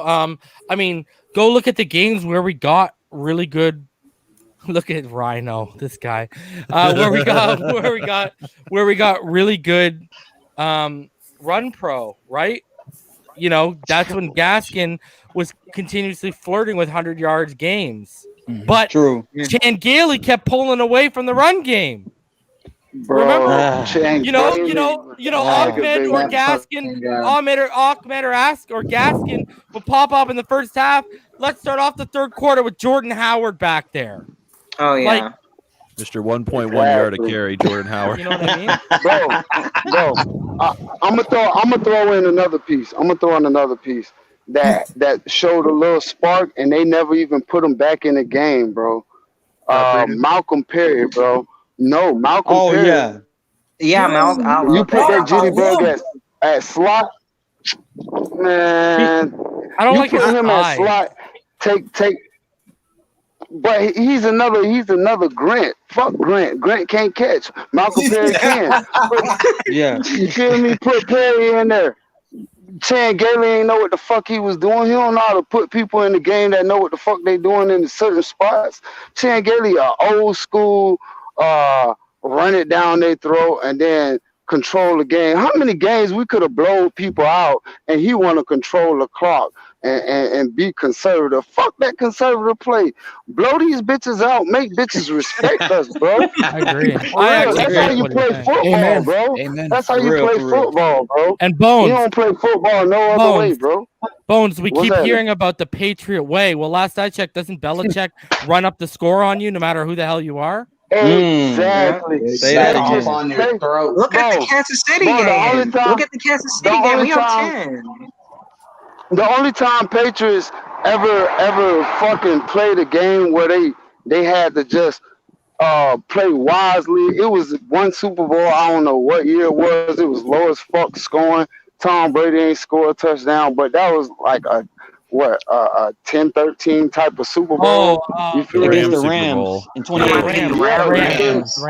And that's because the Rams had a fucking awesome defense, so they had to do what they had to do to score points and keep the ball out of their hands because they had an awesome ass running back at that time too. Yeah, girls. So that's where you gotta play that game. That game plan. Who are you playing? It ain't about the Patriots way. The Patriots way is to be smart on that field. That's what people don't understand about the Patriots way. It's to be smart in the books. It's to be smart on the field, and it's to be smart technically on the field. You feel me? Right. It's all aspects of the game in the Patriots way, and everybody don't do that. Most people just out about flashy names and shit like that. That's why when it came to Watson and all that, I was like, fuck Watson. Watson's just another quarterback just like anybody else. You shut his ass down in his aspects of the game that he good at, guess what he gonna look like? Tua when he was fucking up in the game. Just like any other quarterback. Russell Wilson gets shut down, Pat Mahomes gets shut down, Lamar Jackson gets shut down, every fucking quarterback, Tom Brady gets shut down. Everybody that knows defense and knows how to contain a quarterback, they're going to shut their ass down. And it showed in the Super Bowl. Everybody thought Pat Mahomes was going to do this and do that. And I said, no, it's not going to happen because that defense is extra fucking raw. They got Dominican Sue in the middle. They got the fucking two raw-ass defensive ends, the linebackers, they cornerbacks, and they safeties. Come on, man. That defense was too raw for that. I'm not gonna lie, Bones. In that Super Bowl, I didn't expect Levante David to guard Travis Kelce so well, considering how Kelce was used to dominating his one-on-ones with linebackers. But Levante David played a hell of a game against Kelsey. Let me put this to you, right? Let me put this to you. Eric Rowe, to me, as a safety, fucking sucked. As a cornerback, he sucked. I played those positions. The man fucking sucked. Okay, he's good right now, but he sucks because he got help around the field. And they put him in good positions. But the man is not a fucking good coverage cornerback because when he guards receivers, he looks like shit. And you know how I know? Because he guarded a tight end at strong safety, and he made him look like shit. Come on, bro. You talking about Darren Waller? No, Darren Waller. Yes. Darren Waller makes a lot of guys. Yes, bro. He shut down Kittle, bro. though. You go to the San Francisco game, and he shut down Kittle. Waller just bodied him, man. Now you hear what you said? He shut down Kittle, right? And Kittle and what's his name? Kelsey is one and the same as tight ends, right? True or false? Yeah, I would say Kelsey's a little bit more dynamic with the ball in his hand, but I get what you're saying. And I would say Kittle's the better blocker. Kittle's the best blocker. Absolutely. Okay, but they're basically I get one what and you're the saying. same. I get what you're saying. Yeah, you feel me? So if Eric Rowe could hold them boys down, come on now. Levante David is fast as fuck. He's faster than Eric Rowe, bro. As a linebacker. So of course he's gonna shut them fucking Kelsey down. Come on, man. If we have fucking Jerome Baker shut Kelsey down. People don't give Jerome Baker the credit that he deserves, bro. I would put that dude at middle linebacker. Either him or Eldon Roberts. I would put one of those. I'll put Eldon Roberts at middle linebacker. Put not even on the Van team right now, bro. Yeah. He not. I don't know if they're going to decide. He might, and Landon Roberts might not ever play football again after the hip injury. Which would be crazy because he's actually And we got Bernard. We got Bernard. Kenny's going to be the inside. Yeah. Okay, Bernard. Okay, we got McKinney, right? I'll put him at middle linebacker. I'll put Van Ginkel at the other outside linebacker, and put Baker at the other outside linebacker. I had them three at linebacker, bro. You can't put Baker at an outside linebacker when he can't set an edge to save his life. Okay. Here's the problem with Baker. Here's the problem with Baker. Big enough to stop I did an all 22. It's only one edge. I did an all 22 breakdown earlier this year. Jerome Baker is not a middle linebacker. He's an off-the-ball blitzing linebacker, and that was basically the point I had in the video. And then that's how they started utilizing him as an off-ball blitzing linebacker. When you can't really set the edge, and his other big problem is he can't play through traffic. So because he doesn't have the size. I'm not a big fan of Jerome Baker. So I got to push back on the middle linebacker. He doesn't have the instincts to play the position. In my opinion, he doesn't have the instinct to play the position at all. And I got to push back on the Eric Rowe stuff. Eric Rowe as a rover this year was actually very, very good. He's actually been a successful transition, and I got to give Flores credit for seeing that because they did it with him and Bobby. Like, I was more critical of Bobby coming into the season, and Bobby had actually a really good season. I was one of his biggest critics. Exactly. Rowe struggled in maybe 2 or 3 games this year. Yeah. I would rather Nick Needham at strong safety than Eric Rowe because Nick Needham could cover better, bro. That's just how I feel. I would put Eric Rowe more like a. But the question is can somebody that small cover big tight ends? I would have him more of a search guy at free safety. I would see him more as a free safety. Exactly. Who that? Nick Needham? Needham. I would see him more as a free safety than a strong. Exactly. Because my problem is when I'm gonna have him up in the box and move up to the line, and a running back comes his way or a lineman comes his way, it's over. It's over. I think. Agreed. I think Brandon Jones gonna take Bobby McCain's spot, bro. I think he's taking Rowe's spot. Great. Because look at how we use him this year. We kind of used him like how I said this. Yeah, we used him how the Rams used remember how Mark Barron, how the Rams used to use Mark Barron as that hybrid linebacker safety? That's basically how they used Brandon Jones. So and Brandon Jones don't even have the size for that, but he still makes up for it in effort and just overall football. And he's got good instincts. He's got very good instincts. You remember what I said? That heart, bro. He don't have the size, but he got that heart and that instinct, and that helps him out, bro. I will say this, Brian. But that's more instinct than heart. Brian. Okay. Wait. I'm gonna kill the instinct and heart. Heart instinct part right now. Okay. Would you rather draft Jamar Chase or Devontae Smith? Devontae Smith. Devontae Smith all day long. Okay. What I'm trying to push back on, what I'm trying to let me finish. Wait. You went. Let me push back on that. So you can have heart, but heart and instincts are different. Knowing what's going to happen and not knowing what's before it happens, yeah.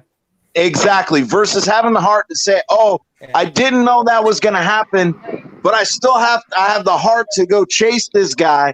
Those are two different things. Bro, you put you put Nick Needham on Darren Waller. I'm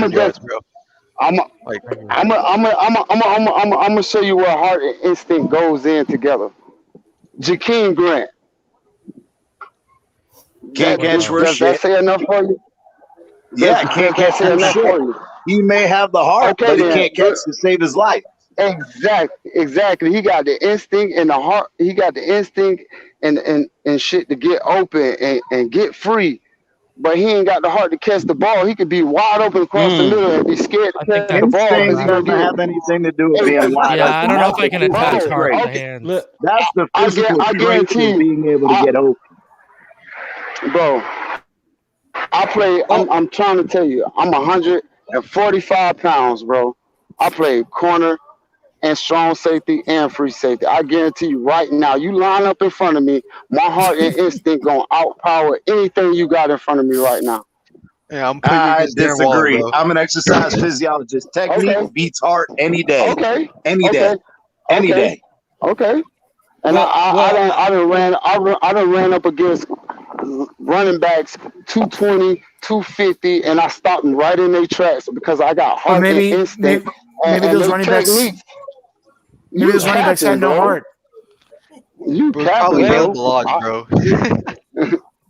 All I'm saying is when you said Kalen Ballage, you won that fight, bro. So I give up. You won. Fuck it. All I'm saying is physics says it doesn't matter how much heart you got. If somebody hits you in the right place to knock you off balance, knowing what you're doing, it doesn't matter how much heart you have. Physics does not change for emotions. Does that mean that he's not going to give everything he's got? No, but that does not mean that physics is going to change. Period. Yeah, but you just put emotions in it, and that has something to do with heart. So you can't put that. I'm not saying that it's not mutually exclusive. I'm not saying that heart doesn't play a role. What I'm saying is if one player has all heart and no physical talent, the person with physical talent with no heart, most of the time is going to win. You ain't got to be a rocket scientist. But I'm not arguing with you saying that heart's not important. We speaking on intelligent football instinct, not this petty talk that you're doing right now. We're speaking on intelligent football instinct, right? So all this little petty talk of heart and feelings and emotions is two different things, bro. If you have the heart and the instinct to ball out, bro, of course we know talent gonna beat out heart any day. We know this. That's common sense type of stuff. You feel me? But if you say that instincts and heart are the same thing, and they're not. That's my whole point. I didn't say it was the same thing. I said if you have those two instincts over somebody else, whether you have the size, we're talking about size difference. All right. Fuck the skill traits. we talking about size difference. You feel me? That's why I brought up Jamar Chase and Devontae Smith, because Devontae Smith is small as fuck, but a lot of people will take Devontae Smith because of his speed, his instincts, and how he delivers himself I after agree. catching the ball. His route running end this ability. argument real quick. I just want to end it. I think we're arguing the same thing. My thing is everything plays a part. Yeah, What do you this want to is getting say? this is getting a little excessive over this hard instinct thing. Because I want to address T-Dog right here. He said Baker had 106 tackles, sacks, and 106 tackles and 7 sacks, 2 forced fumbles. Sounds pretty good. Well, first of all, I mean, you're not looking at the context of any of those tackles.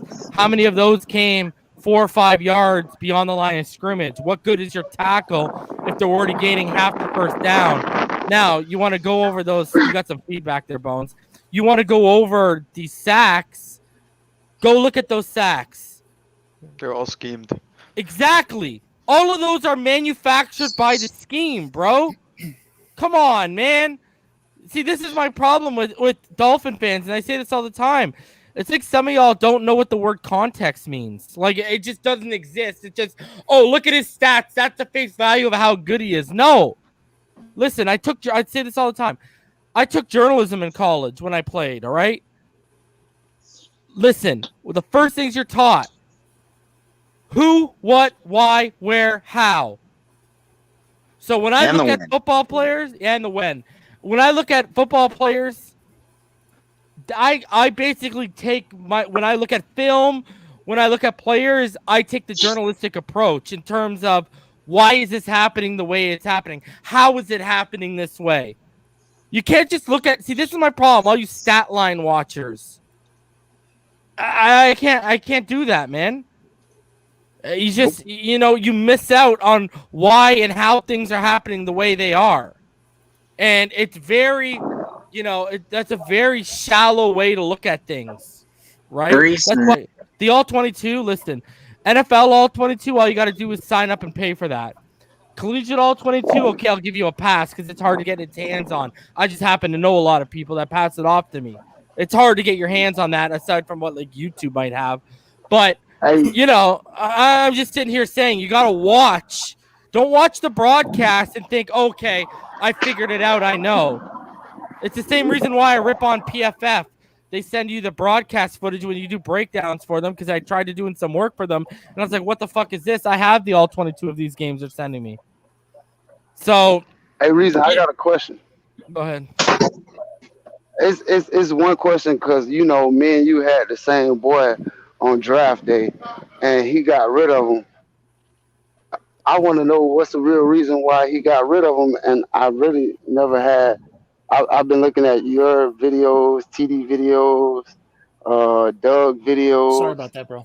And nobody could tell me why they let go Curtis. Exactly. See, you know what I'm talking about. So why they let him go? What happened?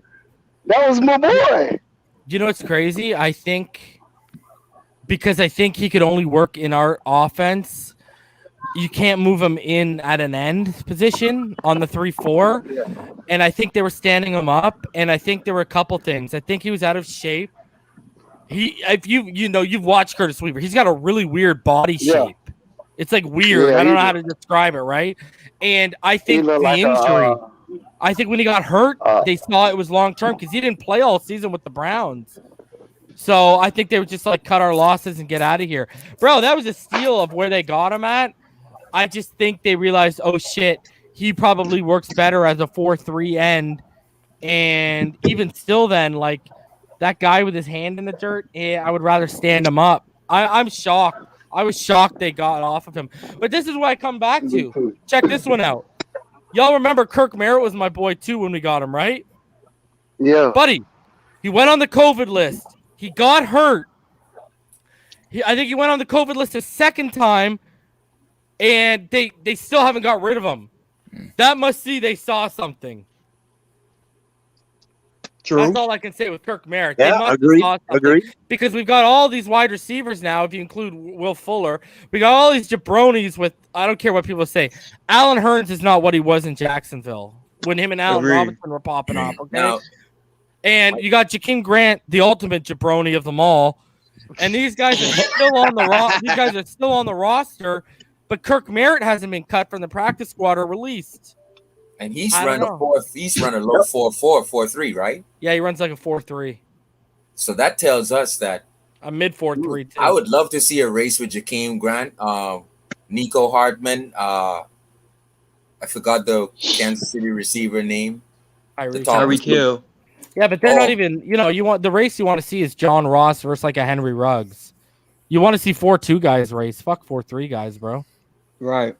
Schwartz. Yeah, Schwartz. These guys run 4.2. What? Who? 4.2 heights. The new kid from college. No, John Ross at the combine ran like a 4.21 or something stupid like that. Eric Stokes, bro. Eric Stokes from college, that cornerback.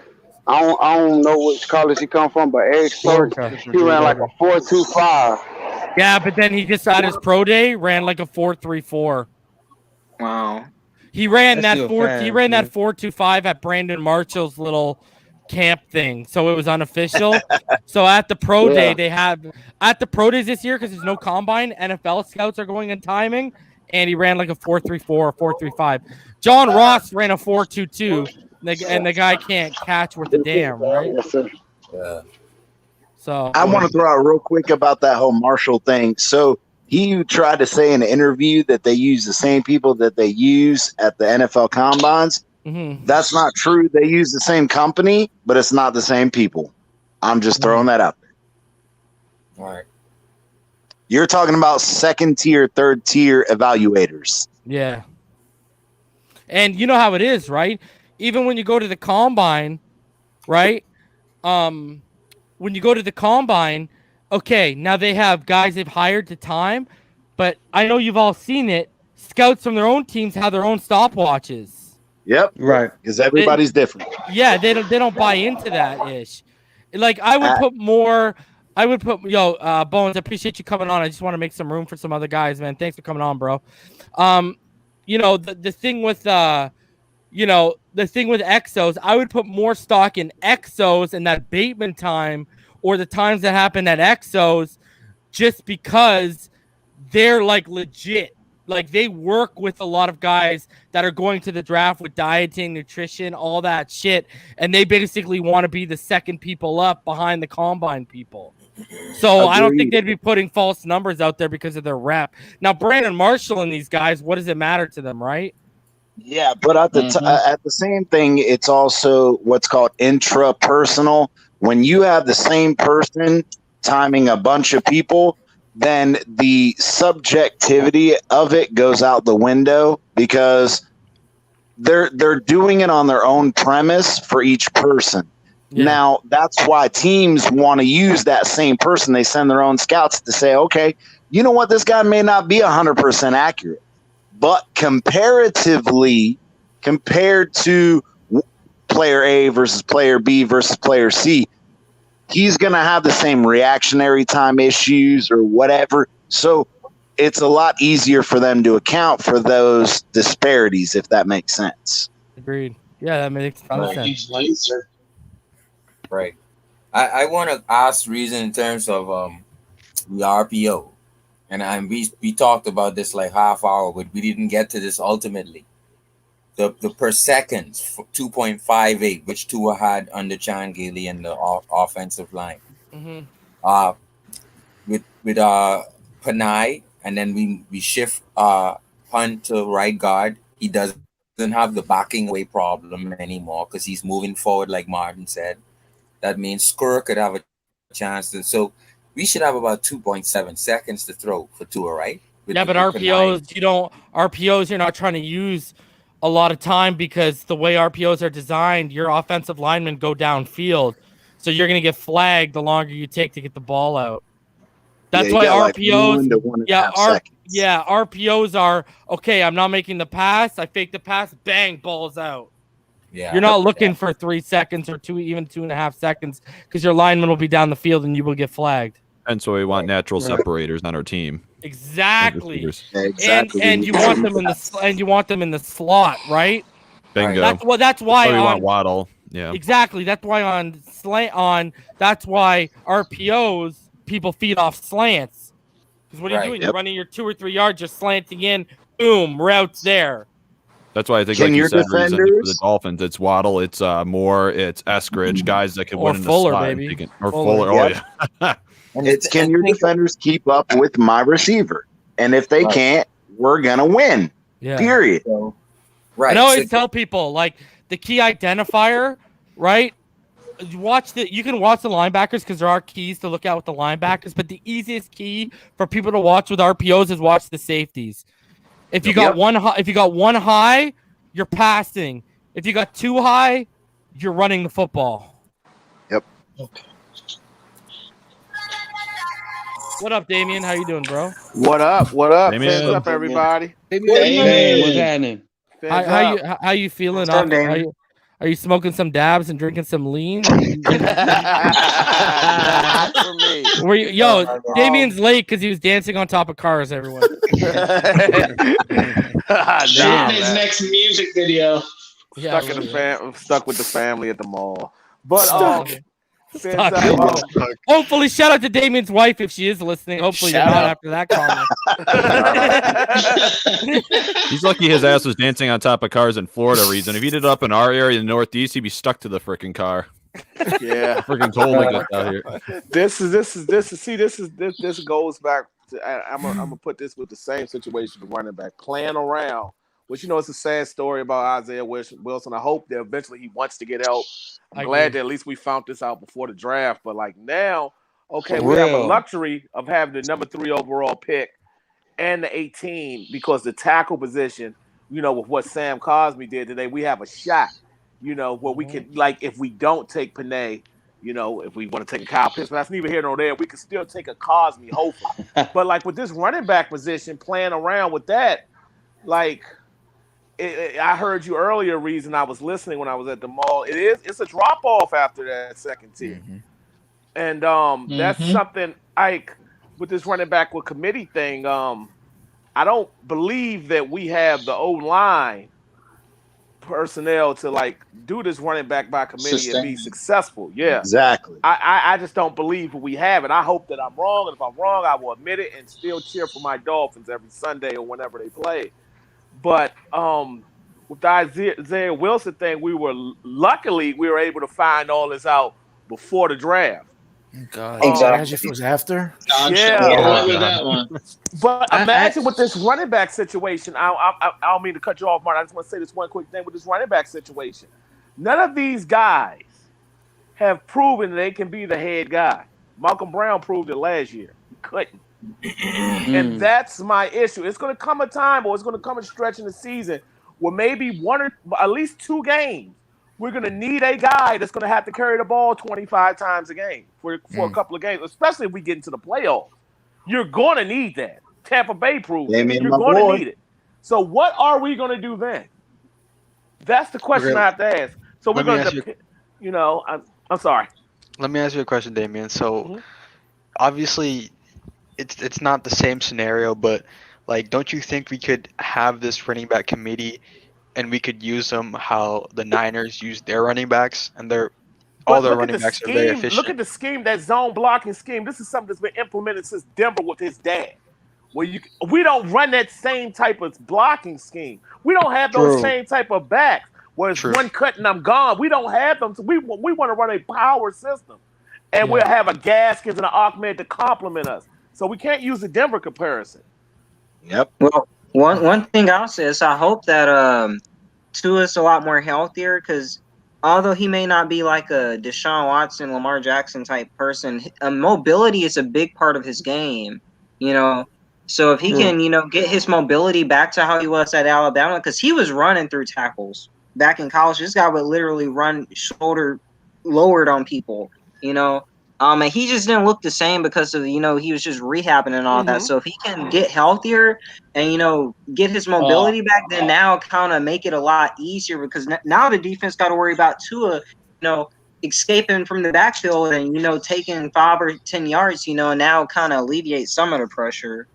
Well, you know what though, Josh? I think Tua's health, it will be fine this year. I'm not concerned about that.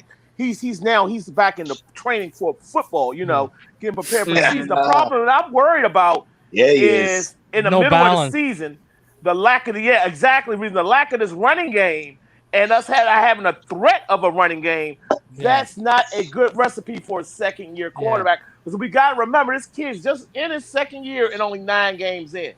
So, and the style of offense that we're running is based off run game. I heard somebody earlier was talking about, you can't compare with San Francisco, with even a Kansas City, how the pass opens up everything. Our run game opens up everything.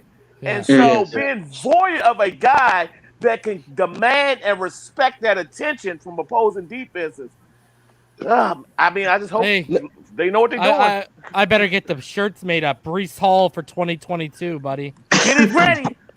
I think that will be a first-round talent. Oh, for sure. I think he will be a first-round talent. I think he'll win the Heisman next year. Between him and Howe and Slovis, one of them is going to win the Heisman.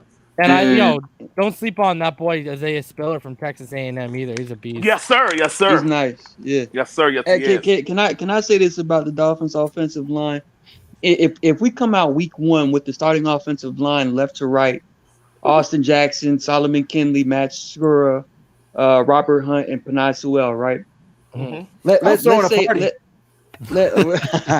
it'll be crazy, right? But let's say that's the starting offensive line. Now, with that starting offensive line in itself, you can automatically assume that we're going to be run first, just because it's going to be a lot of young players, and Skura is still going to be trying to acclimate himself as the starting center, calling plays, what have you. Let's say we go run heavy.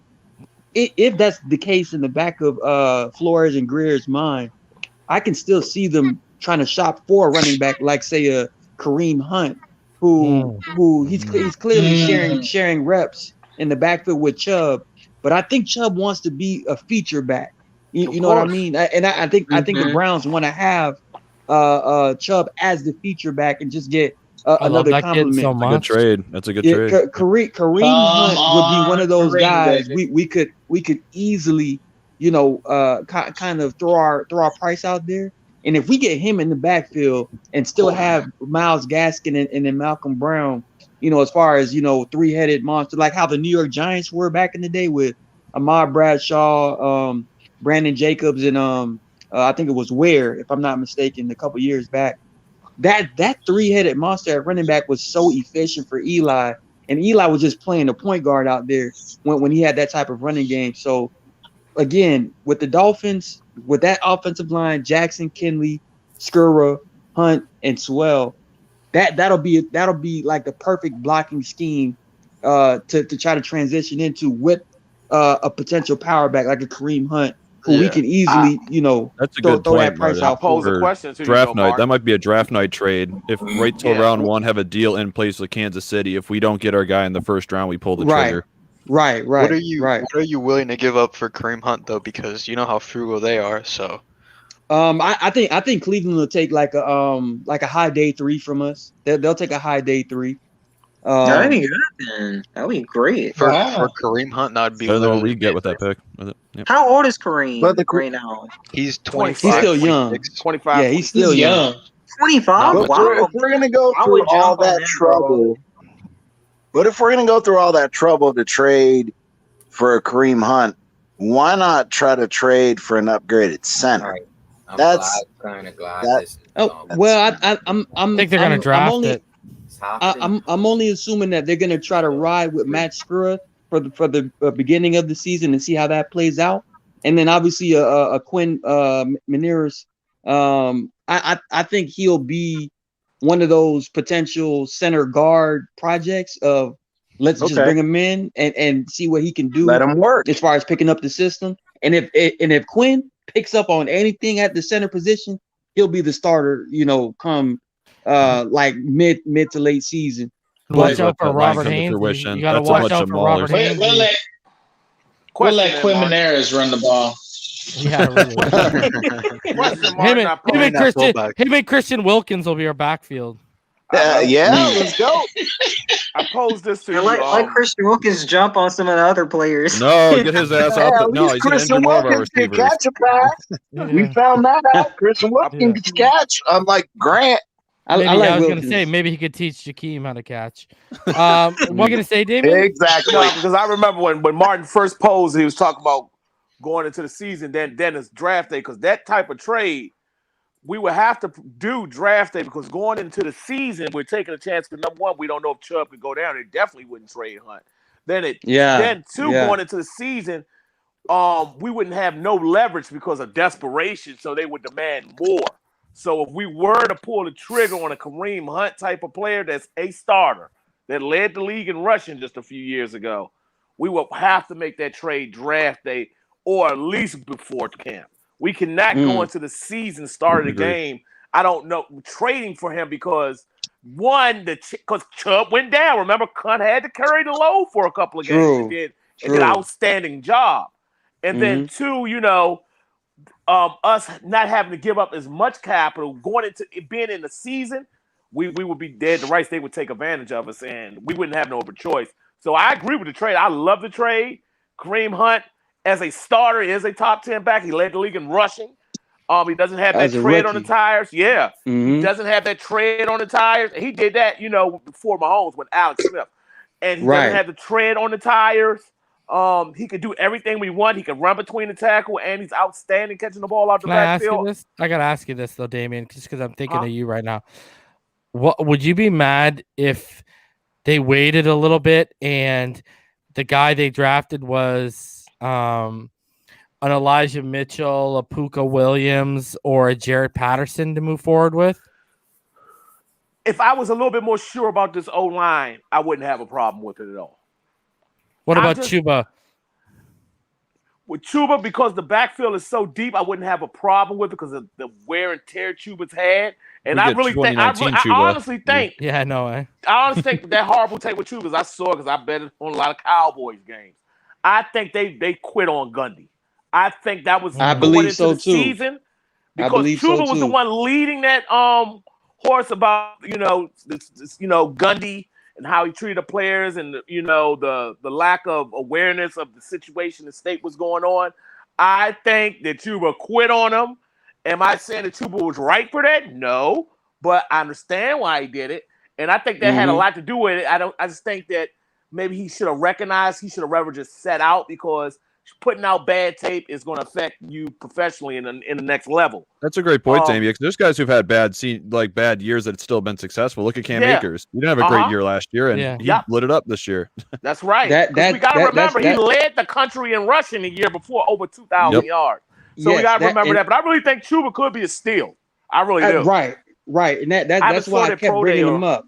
That's why I kept bringing him up, because if you can think about Chuba's mindset heading into 2020, we're always going to say, what happened from one year to the next. But like how you were explaining, I believe that some of the players just didn't want to play for their head coach anymore. And you would know that, Mark. If you see, I know that.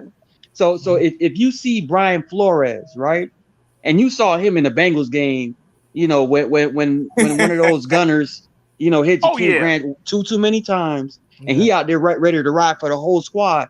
If you have that type of coach and you have a Chuba Hubbard with that talent, just putting Chuba Hubbard in a position of where a coach has his back no matter what, that can easily trigger the same type of mentality that he had in 2019.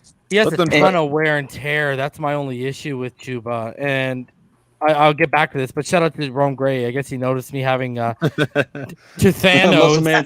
He noticed me having two Thanos. But guys, it's changed. If you haven't noticed, now I'm living the dream, and I know it's small, so I'll show you all the big pic of what's going on and where I'm at right now with this draft. I need Penei leading the way for my boy Chuba right there. I like it. I like that. That's right. That cheap shot bullshit with Penei on our team. You know what I mean? But back to the running back. I kind of agree with Damien. The only issue I'd have with a guy like Chuba is there's legitimate wear and tear on that guy. Yeah. Like that guy. Let me put it this way. let's say Chuba pops off. Mm-hmm. I don't know if I see him getting to his second contract. Oh, he's not. You already got to have a plan. Like if we say we're to draft him this year, reason within the next, like let's say, so I'll say 2023 draft, we need to be considering drafting another running back high. So is it a good possibility with Chuba that he could pop off in 2 years and within 2 years have a combined total of a little over 2,000 yards? Yes, he has that talent. But going into that third season, you need to start thinking about probably drafting another back because of the wear and tear and the demand he's been asked of him to carry that rock. But he could prove all of us wrong. But the kid does have that talent to in 2 years, be over 2,000 yards, in 2 seasons.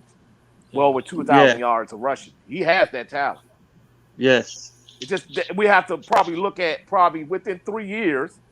Instead of the running back shelf life being like 5 to 6, you probably might need to cut it in half with him.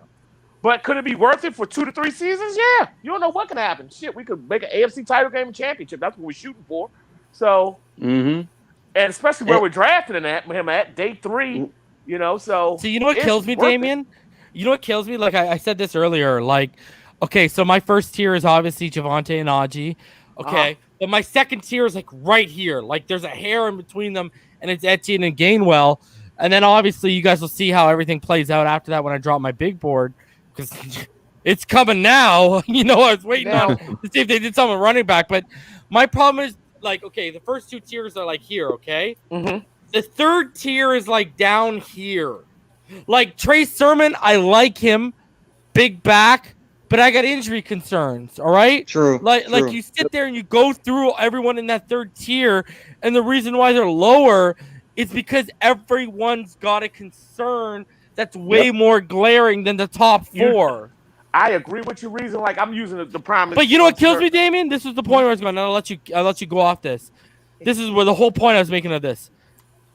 In my heart and in my gut, I know there's always guys who hit on day 3 at that position. Facts. Yep. Mm-hmm. So that's where I'm like, okay, which guy's glaring hole is going to get coached out of him and he's going to pop off? I think, and that's why I want to make 2 points, because now I want to make this one first.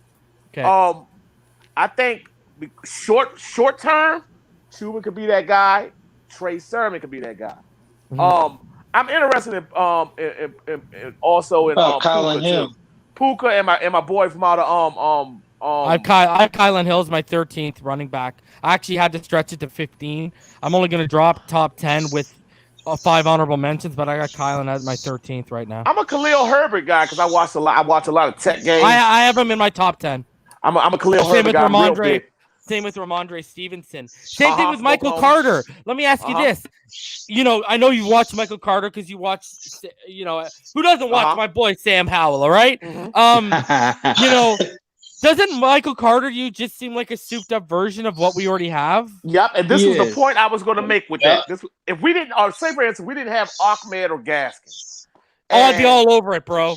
I would do this with a Michael Carter or a Gainwell.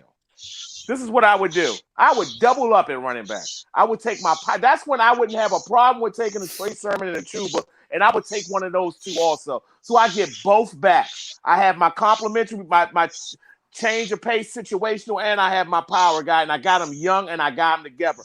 Guess what? One of them might pop off more than the other, and that's the one I might give a contract to, the other one I might kick rocks. That way, when I go to re-up for running back again, I can just re-up on one and won't have to waste the draft capital. I would love to.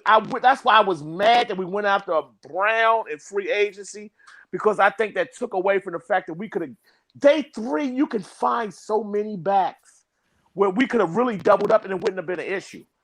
That's why I was disappointed, because I think Michael Carter and the Gainwell will go good with the Trey Sermon and the Chuba Hubbard. I think it would go so well, or with the pass. Why do I have the feeling we're gonna come away with like a Rakeem Boyd or a Javion Hawkins or something? You know what I mean? Like, I don't know why I have that feeling, or a Spencer Brown or someone like that. I don't know. I like Florida born. Yeah, I do like Elijah Mitchell. Reason you gotta stop that. You're gonna jinx us, man. Florida born. Florida born? I only muted you because you had something. It sounded like a rodent or a bird in the background squawking. And that's Louisiana, correct? Martin. Yes, correct. And Correct. He who played blocked behind for Robert Hunt. Yes, indeed. That's what I was going to say. And that I mean, that is a dark horse too. Because if they were watching tape on on Hunt last year, Robert Hunt, I know they didn't see tape on Elijah Mitchell. Precisely. That's why I say he might come here. Yep. Louisiana was ranked this year too. Was ranked majority of the season. They played in big games, and that kid was basically their offense. Their quarterback was a running quarterback, but that was their offense. Side note, their quarterback is also a lefty, so he's good at catching lefty passes as well. Yes, he is. So that's a little caveat. How do you guys feel about Felton? Now, obviously, we know he transitioned from receiver to running back. How do you guys feel? Shout out to the show, and also shout out to Cody for becoming new members. How do you guys feel about Demetric Felton? I don't think we'll have the opportunity to draft him because where we pick it, we don't. I mean, he's going in the third. I think he's going in the third, max fourth. I think he is, man. I think he is. I don't think we're gonna be able to draft him. Call me crazy. He's like a Curtis Samuel as far as how he can be used, and like a Percy Harvin, how he can be used. But you don't see him as a tree because I had him. I'll tell you right now, he's my 11th out of my top 10, just because. Okay. I got questions. You know, the guy's never actually handled the rock consistently from the backfield, bro. And now you're gonna go into the pros, and I might be wrong, but he's a guy who literally he's my 11th round. He just missed my top 10. I think they're gonna use him just like how our boy Bowden got drafted in the 4th round. They're looking at him as a weapon because he can do multiple things. And then I watched him at the Senior Bowl. When he caught that little screen pass and like the move he put in space, because he's a running back, but he has that dynamic and he's a wide receiver converted, right? Yeah, and he has that. And he converted. Didn't he convert at the Senior Bowl? Yeah, because at UCLA he wasn't. Yeah, yeah. So he has that. You know, just like our boy Bowden. You know, a team is going to look at, especially an offensive-minded team. That's like how the Raiders drafted Bowden, an offensive-minded team, to say, I can do so much with him. I just have a feeling, too, though. I have a feeling that boy Kenneth, who just ran that 4.41, 4.42, I just have a feeling, I don't know, that this guy's going to pop off at the next level, bro. Yeah, I don't know what it is, man. With the perfect situation where you have that back already there to complement him. And I might be worried that they might look off of him because he's not a bruiser.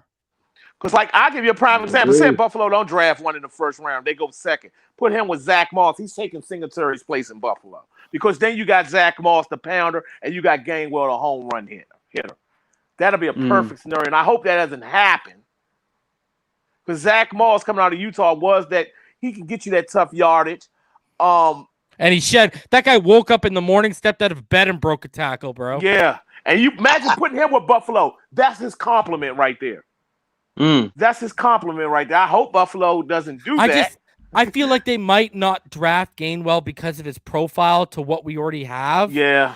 And that worries me because I think he might be special, bro. I think you know what to say. Don't let good players prevent you from taking great players. I think we're screwed at running back. I don't know if they're going to do it. I mean, I'm looking. Oh, that's where we're at, Damien. Okay, because I don't know if you were watching earlier. No, because I was in the car. I was trying to listen to as much as I could. So you saw. Okay, so you were here when Albright was on, correct? Yeah, I remember that show. Okay, so you remember I asked Albright about the trading the 3rd for the 9th and Judy, and he said no, we're going to probably be a team that trades back, and then we got into how.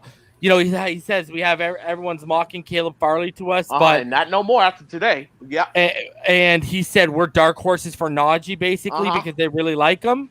They filled that hole, bro.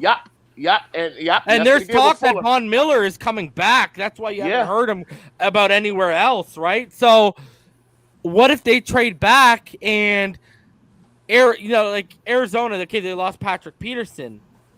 Yeah. But Travis Etienne is a perfect back for what they do over there. I'm telling you, I think you could get into a point where Najee and Etienne are gone by the time we pick, it's going to be. I think that's going to be a possibility.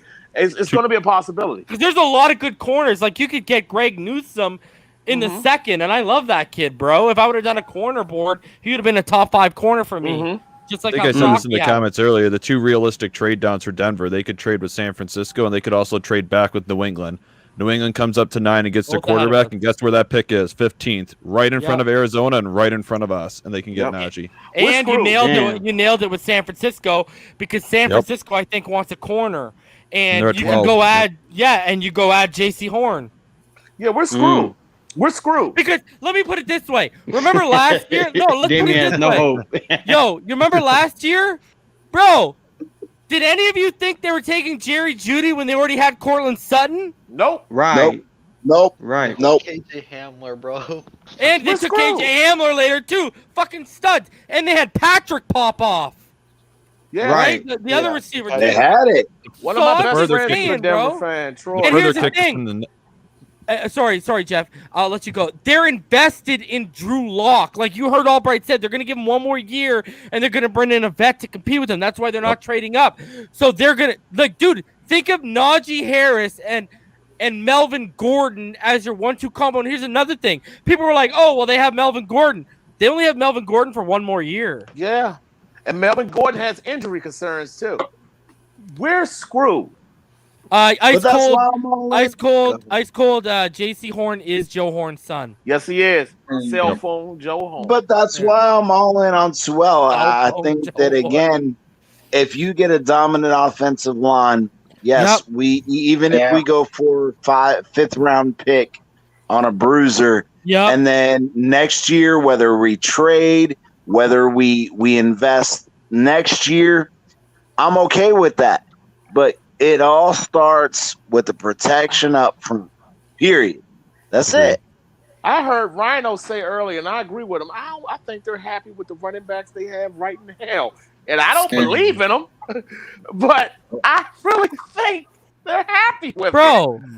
I was the don't agree with it, though. one on whatever platform you want to go on that called the Myles Gaskin leak this year. I was the only dude, bro. Yeah. Yep. And even I'm sitting here telling you, yo, that's not a good idea. You want him to compliment someone. And Malcolm Brown is not the dude, bro. I'm telling you. It goes back to what Albright said. Malcolm Brown is Leroy Horde. Yep. Remember? He used to go to Leroy Horde and said, hey, can you get me 2 yards? I'll get you 3. Hey, what if I need 4 yards? I'll get you 3. That's what Malcolm Brown is. It's bad. If we get into a playoff push, it's gonna happen. Like that Denver game, we could have really used to take pressure off of Tua because the Denver defense is pinning their ears back.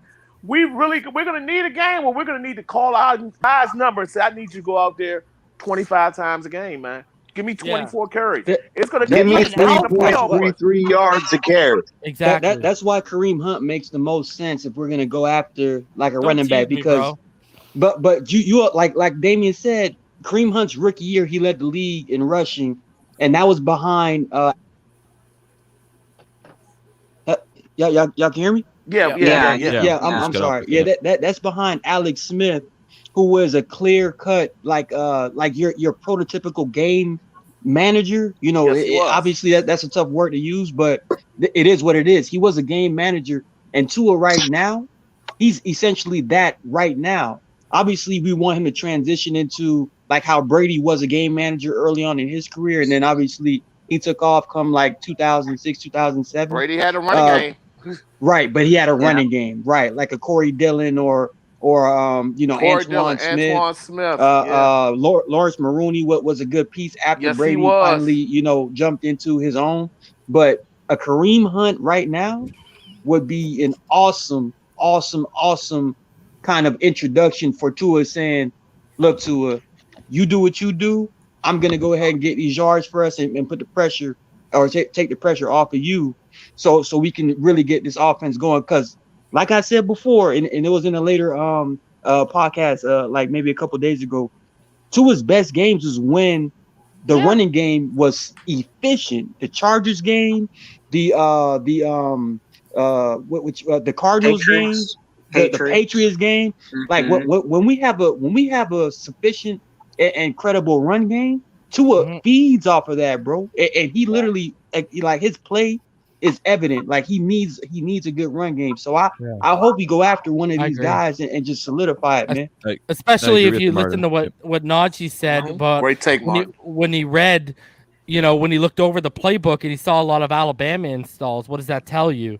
Screens, RPOs are going to be there, and we're looking for a specific back.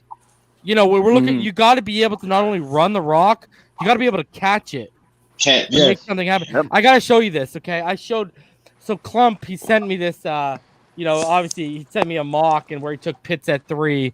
I agree with that. Hold on, and then he took. I'm taking Sewell at 3 right now. With this offensive line, I'm sorry, bro. With Isaiah Wilson, you got to take Sewell at 3 right now. Okay, so I sent him. I said, and then he took Cosme, my boy Cosme, because he saw me high on him at 18. He said, "What do you think about this?" And I said, "That's all right, but let me show you greatness." So I did this about 2 nights ago. I haven't showed anyone except Clump. Clump's reaction was this. What to me was, if this draft happened, I'd fly to Canada and marry you. Okay, that's what he said. Okay, so I'm about to show y'all what this is. Break the news to your wife. I have a feeling he's going to trade up and take Pitt. There it is. Oh, yeah, I saw that. Oh, man. Whoa. No, I haven't dropped it in anything. I haven't dropped it in anything. This is the first time I'm showing it. So I traded back. The Eagles, they took a quarterback at 6. Penei slipped. I took Penei. Then I traded up to 12. I traded the 18th, our second next year, and our second the year after. So I didn't even touch a first. They gave me a D-. Go fuck yourself, PFF. and then I took Kyle Pitts. Zavin fell to 36. And because of the Eagles trade, I got 37, right? So I took Etienne right away. And then Landon Dickerson, Tyler Shelvin, Tutu Atwell, Taron Jackson. And I doubled up and took your boy, baby, at 205, Elijah Mitchell, bro. So there you go. Now, reason. Think of the 11 package. 11-man package with Tutu. And the big guys on the outside with Tutu and Fuller on the inside. Oh, my goodness. Yeah. My goodness. I think Tutu would develop behind what we have right now. I don't think it would start right away. I brought it up when I look at what either you go 10-man or 0-1 personnel. 10-man, only 4 receivers, right? So on one side I would have Preston and Wilson, and then on the other side I would have Fuller and then Parker, and then if you want to go 1, I would have Gesicki in line and take the running back off the field. And maybe same Pitts outlook. can show Gesicki how to run routes. Yeah, really, eh? Well, how do you defend that, right? And don't get it twisted. Tua in an empty set is just as deadly as anybody in the NFL. Oh yeah. Tutu in a Especially 5-man set. if you listen. Sorry, go ahead. It's curtains. I was just gonna say, if I don't know the exact name of it, but Kurt Warner did a series on Tua. It's called Study Something. I don't know. 3 parts. Yeah, I've seen that. That was nice. Yeah. And he was saying, look, he loves his tight ends. He's willing to take the shots. The narrative of, he's too not aggressive, that's bullshit. So he was talking about, again, hey, if you can get that dominant tight end like a Pitts who, unfortunately, Gesicki can't block to save his life. So if you have someone who can do both of those things, it opens up so much. The mismatch, the ability to take the deep shots, because Pitts is dynamic in that aspect. He can block, but do you know, is he going to block or is he running a route? You don't know. You don't know, yeah. And then I did a draft where this was before all this happened with Isaiah Wilson. So then I did a draft where I didn't take Pitts or Sewell, and I did it on PFN. And then this was the first round. I got Jalen Waddle in the trade back, Azeez Ojulari, Javonte Williams, who I don't even think will be there. I got Pat Freiermuth, the tight end from Penn State. Everyone's forgot. Terrace Marshall slipped. I got Quinn Miners there to be my center. If you want some fun tape, go watch Tyree Gillespie. He's a real fun watch. And then this is how it finished off. And then I got a linebacker. I got KJ Britt, an inside guy for us. So Not as sexy He as the was last decent at the one. Senior Bowl too. No, Yeah. but it's still nice. He popped Yeah, up on it's every nice. Auburn game. You know, hey, if I'm adding Jalen Waddle, Pat Freiermuth, Quinn Miners, Javonte Williams to this team, and I think, you know, that safety depth of a guy like Gillespie, he's very, very underrated right now. That guy's going to be a stud, bro. Go watch some of that kid's tape, man, and it's a fun watch. I like your PFF draft because it addresses Tyler Shelvin and it addresses Tutu. It also addresses the tight end with the Aaron Hernandez. That's not sexy. It's nice. And do you know what Aaron Hernandez and Gronkowski could have been? 20 championships. That could have been. I'll say this. I'll say this though. Reason I wanted to ask you a question about this too, and I guess everybody else on the panel can chime in too. 2 questions. One, are we all in agreement that besides the right tackle position, I think that's one that because I'm not sold on this running back situation. That should be priority 2. I know it won't be. Agreed. The help, because I mean, you need that for a young quarterback, and I just don't see. And we're decent at receive. We're good enough that we had a running game and his protection on his blind side. I think Tua could really have a good, solid year and lead this team to a playoff. You know, but that void of running game. I think you're right there, it's just Damian, because that's what Tua needs. You need a clean pocket, which this would give you, and give him a running game. Tua is known for going through his progression. Tua will be aggressive if he gets a clean pocket. Yeah. He is accurate. He will take shots. Yep. We got to make defenses respect our run game, man. That ain't going to do it, brother. That Malcolm Brown and them ain't going to do it. Well, I agree with Reason. That was the point I was making earlier. I agree with you, but my only question the thing is, right? We're relying on one at a time. Oh. Go ahead. We're relying on the running backs too much. I think we need to rely on Penei.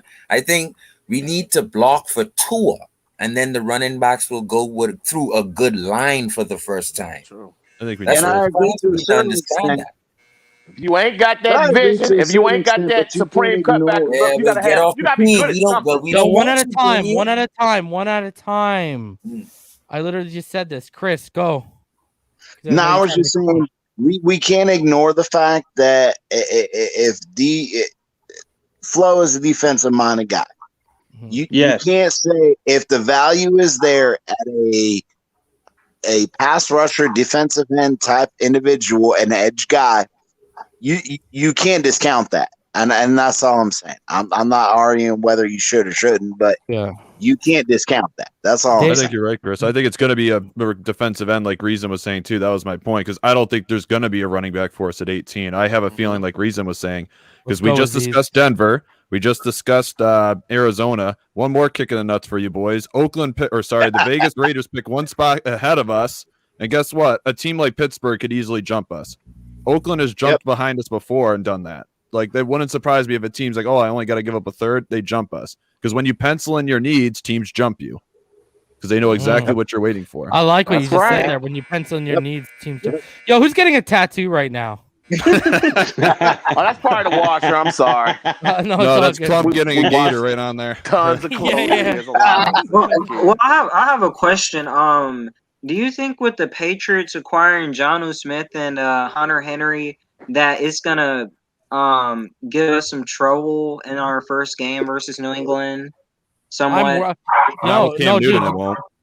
No way. But also with our sub packages, brother, Brandon Jones and Eric Rowe out on the field at the same time. I ain't worried. Yep, no worries. Agreed. Well, y'all said Cam Newton, but I think they have to take somebody like a Mac Jones or something. I don't think they're rolling with Cam Newton. I honestly don't.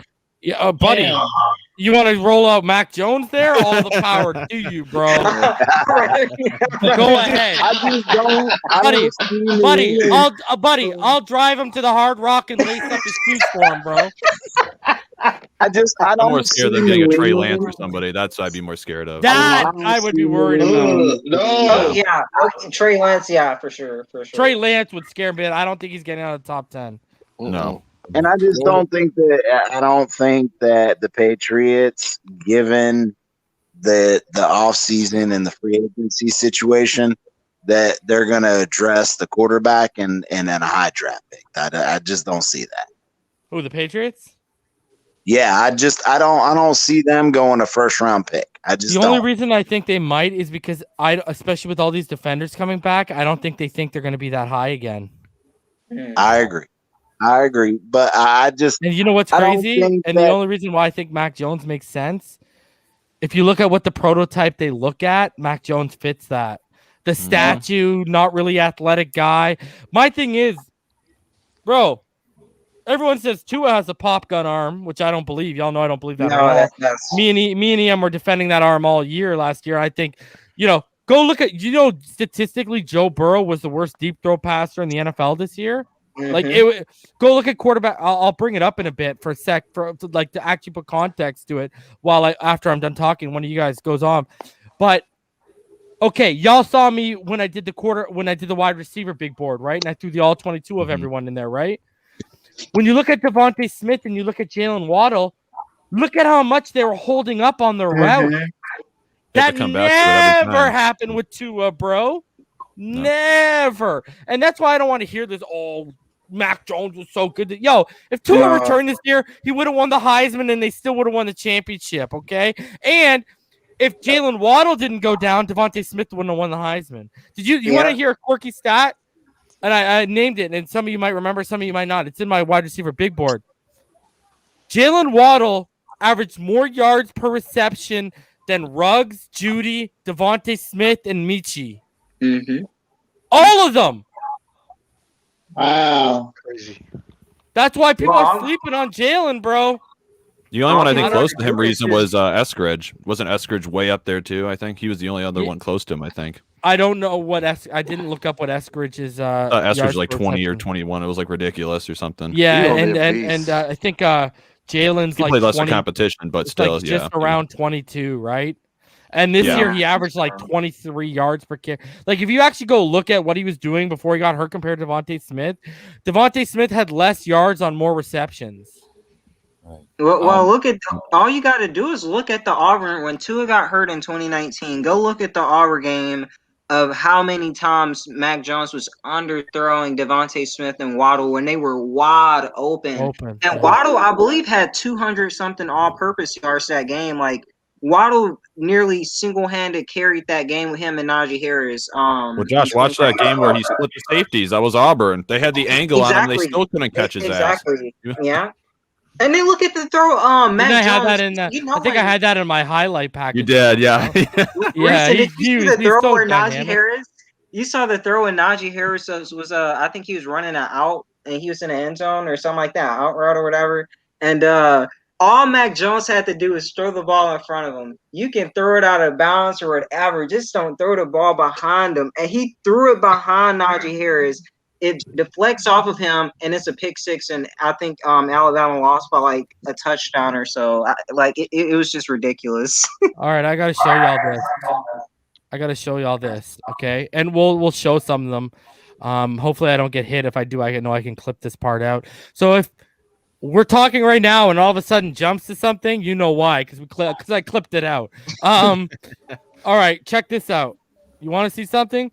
Joe Burrow was accurate on 7 of 40 deep passes for 17.5% last season, the worst deep pass in the NFL. Watch this. Watch this, bro. Watch this. So bad. Watch. It's Look at this. terrible. Look at this. Steps up. Clean pocket by a quarter mile, bro. Look at this. Clean pocket. Quarter mile. He's wide open, bro. Clean pocket. Look at this. Wide open. Look at that. Y'all wanted us to trade up for this? Look at this. Lack of I'm gonna say anticipation. right now, his arm isn't as strong as Tua's either. At least not in college from what I saw. Tua had a better arm. Yeah. Look at this. Wide open. And even pointed him out like he's about to make it. Look at clean pocket. Look at that. What are you throwing to? But yet those clowns like Mike Florio say, "Oh, but he has it." Reason Look took at his this. shot at him like, "Oh, you pointed him out to Look at throw this. an Steps up, inaccurate little pass." pressure. I'm just saying, bro. Like, this is bad. That's terrible. Reason said he pointed him out as though he's gonna show him the ball. Yeah. You know? Like, yo, keep running that route. I got you, bro. And then he throws it to the ball boy, bro. He's that guy in the park that says "Go long." Oh my gosh, bro, that only looks good when you complete the pass, bro. Oh man. Yep. Let's see coming to calling your shot in baseball and you missed the swing. Yeah. Oh man. Yeah, damn. Brutal. And now, just for context, because I got to show this because I shared it yesterday again, and I've shared it on here before. I mean, look at this. Tua Tagovailoa on all throws of 21-plus yards and clean pockets. He was the second best in the NFL. Yep. Just saying. Will Fuller is just gonna be amazing with Tua. Oh Like my Will God, Fuller. I was thinking Oh about my that. God, it's gonna be ridiculous. Will Fuller was literally brought in here to be the Devontae Smith of what Exactly. he does best, you know. Yep. Exactly. And again, with having a need to to get the running backs going, I don't know. I think Miami knows that they have to get this running back position right. I agree. The only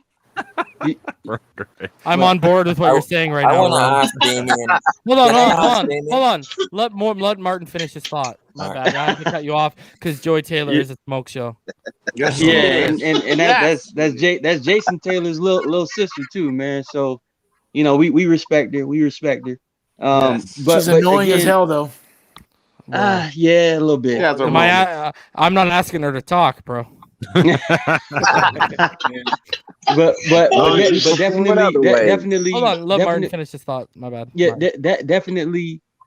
I do see Tua making a real significant jump if the running backs find ways to consistently, gain the necessary yards to make it manageable for Tua to just do what he does best, play action passes, timing throws, and those usually come from manageable situations. I think the biggest thing for this off season, we're saying offensive line, but considering we're at 3, and Penei Sewell is pretty much going to be the automatic pick from 18 to 50. I don't know who we're going to take at running back, but it has to be someone that can carry the load for us, so Tua can have some pressure off of his shoulders and efficiently move the offense. It's all about matriculation now.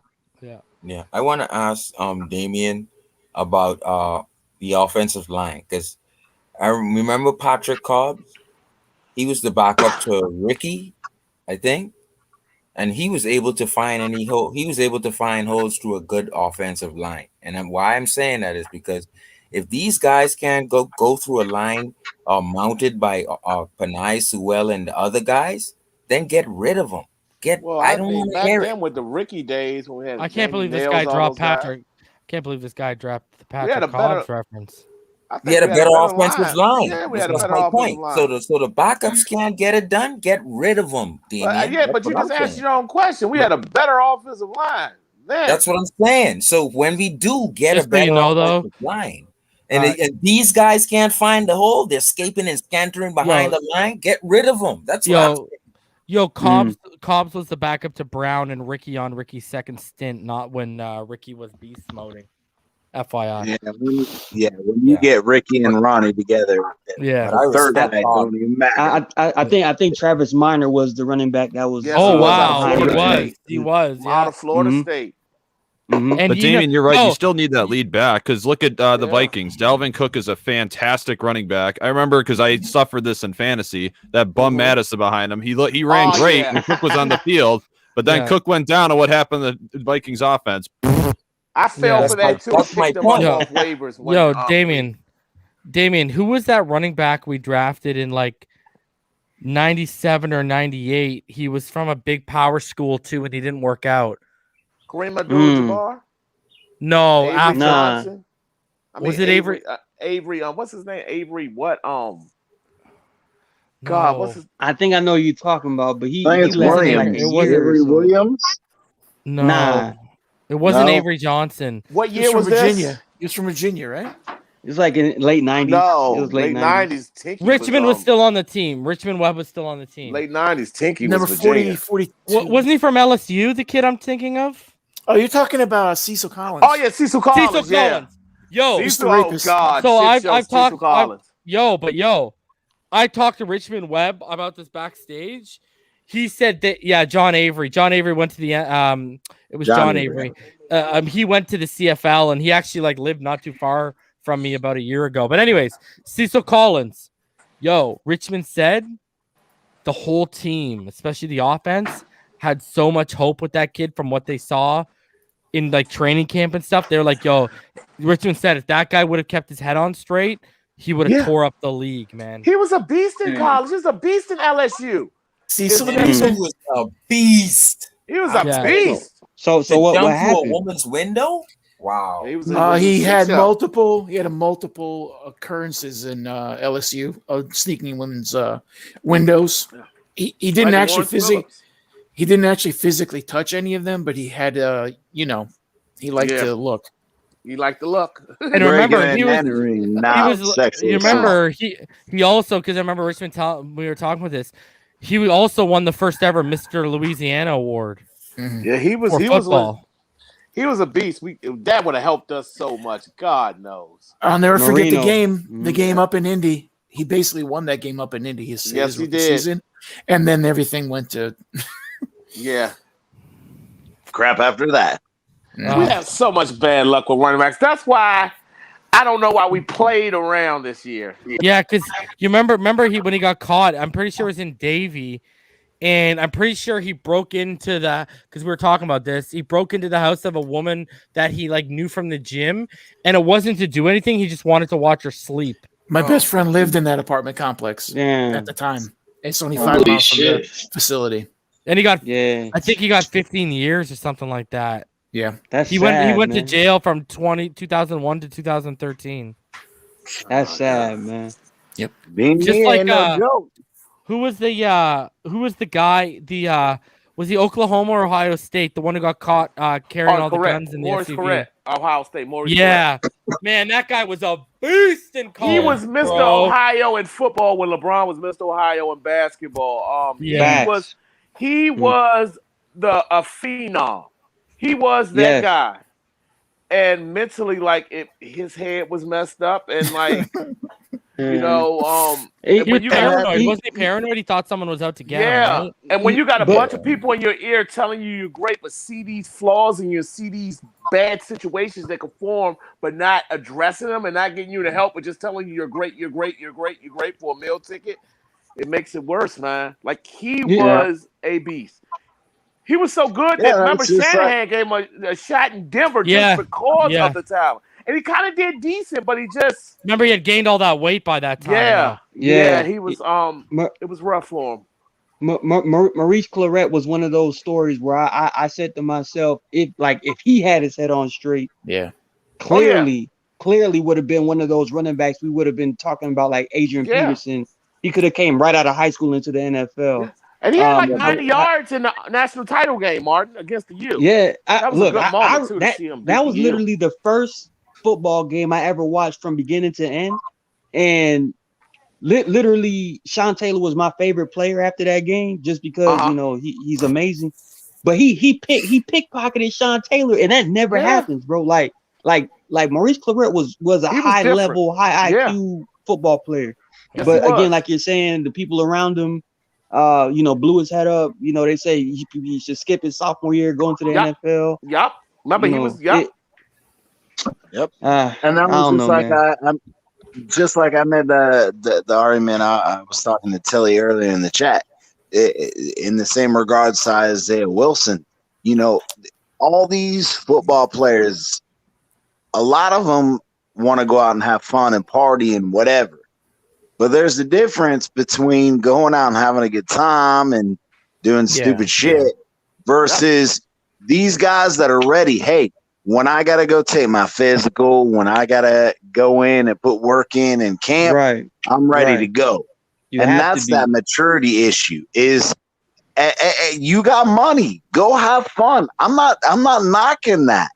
You're right. But when you say, hey, it's time to go to work, and you can't do that, you're not ready for the NFL. Yeah. You're not. Exactly. Only seen one guy that I thought that could have came out as a freshman. One guy in the last 20 years, and I think that was all day. I think that's only one from a physical standpoint. I think could have came out as a freshman. And went to the NFL and not fell off. Adrian Peterson was that guy where even right out of high school, yeah, he could have been a first round pick. He probably could. I think straight out of high school. You're correct. Yes, he was could have been, because he dominated his freshman year. Oklahoma went to the national title. And he should have won the Heisman over Matt Leinart, if you ask me. Yes, he should have. A true freshman. But they should have. A freshman impacting the game at that level. True freshman at that. That says a lot.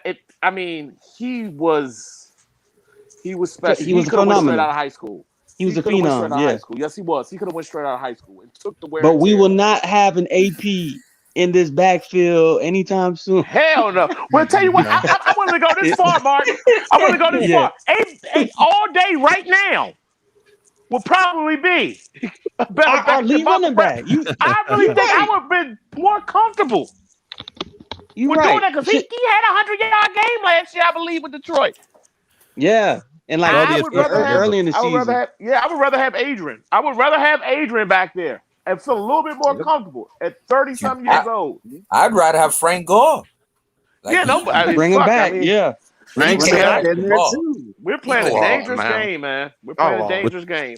With the exception of the 40-yard dash that we all love, Damian, but I would pay money because I was born in '89. It was really before my time. I would pay money to see Bo Jackson run a 40.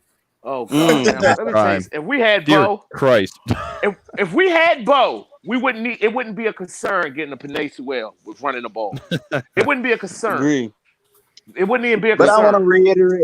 But I want to reiterate what Reason said before, and the 40, it's about technique. It's about coachability. There are very specific things that you do in the 40 to earn your speed, but game speed and being taught the technique of running a 40 are two different things. I agree. Agree. Yeah, didn't Bo Jackson run? When they run it. Bo Jackson ran like a 4.13. That's what I said. Something which is something crazy. Which is insane. Yeah. Wasn't he on the record? Yeah, 4.13. It's unofficial. It's unofficial though, technically. But he did that at 225 plus. He did that at like in a running back's body. You know, that's a 180-pound corner seeing that bastard come at you. I know, bro. Dion ran a 4.27. Randy Moss a 4.25, and he ran a. Bo was a freak, and when you watch the film, he looks like that speed. Bo looks like that's true. That's wow. Dion's 40 was he put on the spectacle. Do y'all remember his first year in baseball when he made the All-Star game and he was at the top of the order? And he hit a home run in his first at bat in the All-Star game, bro. He could break a bat right over the back of his head clean. Like he was just an all-around athlete. He could be generational. If he was playing this time, he'd have been able to recover from the surgery. Well, they would have popped it right back into place away on him. Dion was decent. Remember his cartoon reason? It was him, Wayne Gretzky, and Jordan, the Saturday morning cartoon. Oh man, bro. They were our heroes, man. He played because I'm a Blue Jays fan.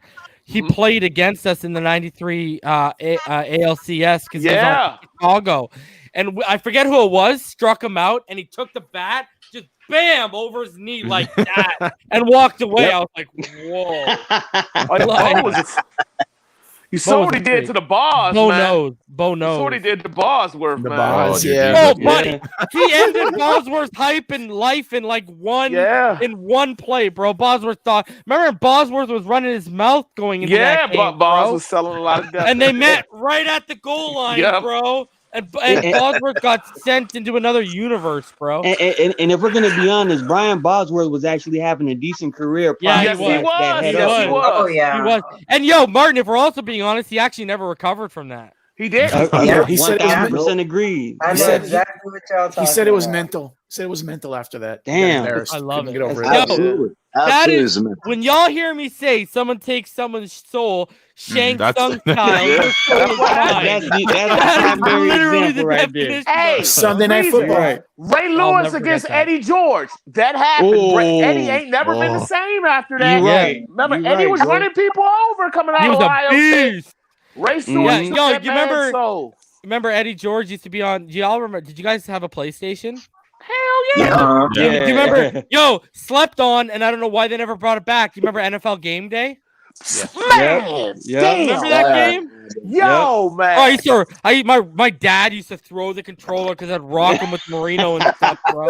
Yo, I need to bring that game back, man. Bro, I grew I'm up on saying, Sega Genesis. Yo. I played World Series baseball, and I would play as Reasons Blue Jays with Joe Carter, Dave Winfield. Oh, nice. And I would just rock it. Nice. I Dwight. hated the Jays back then. God knows. Because I'm a Bo Sox fan, and then when I'm a- Kent got rid of you're a Red Sox fan? I'm a Bo Sox fan, yeah, because DC didn't have a team. You know, I wasn't rooting for the Orioles when I was. Can I tell you something? Yeah. That series, what was it? What year was it? I must have been 18. So what was it? 03, 04? Uh-huh. When you guys came back down 3-1 against the Yankees? Yeah, it was the 04. It was the 04 season. You know how much Yeah. money I won on that? I actually placed a bet on them when you guys were down 3-1.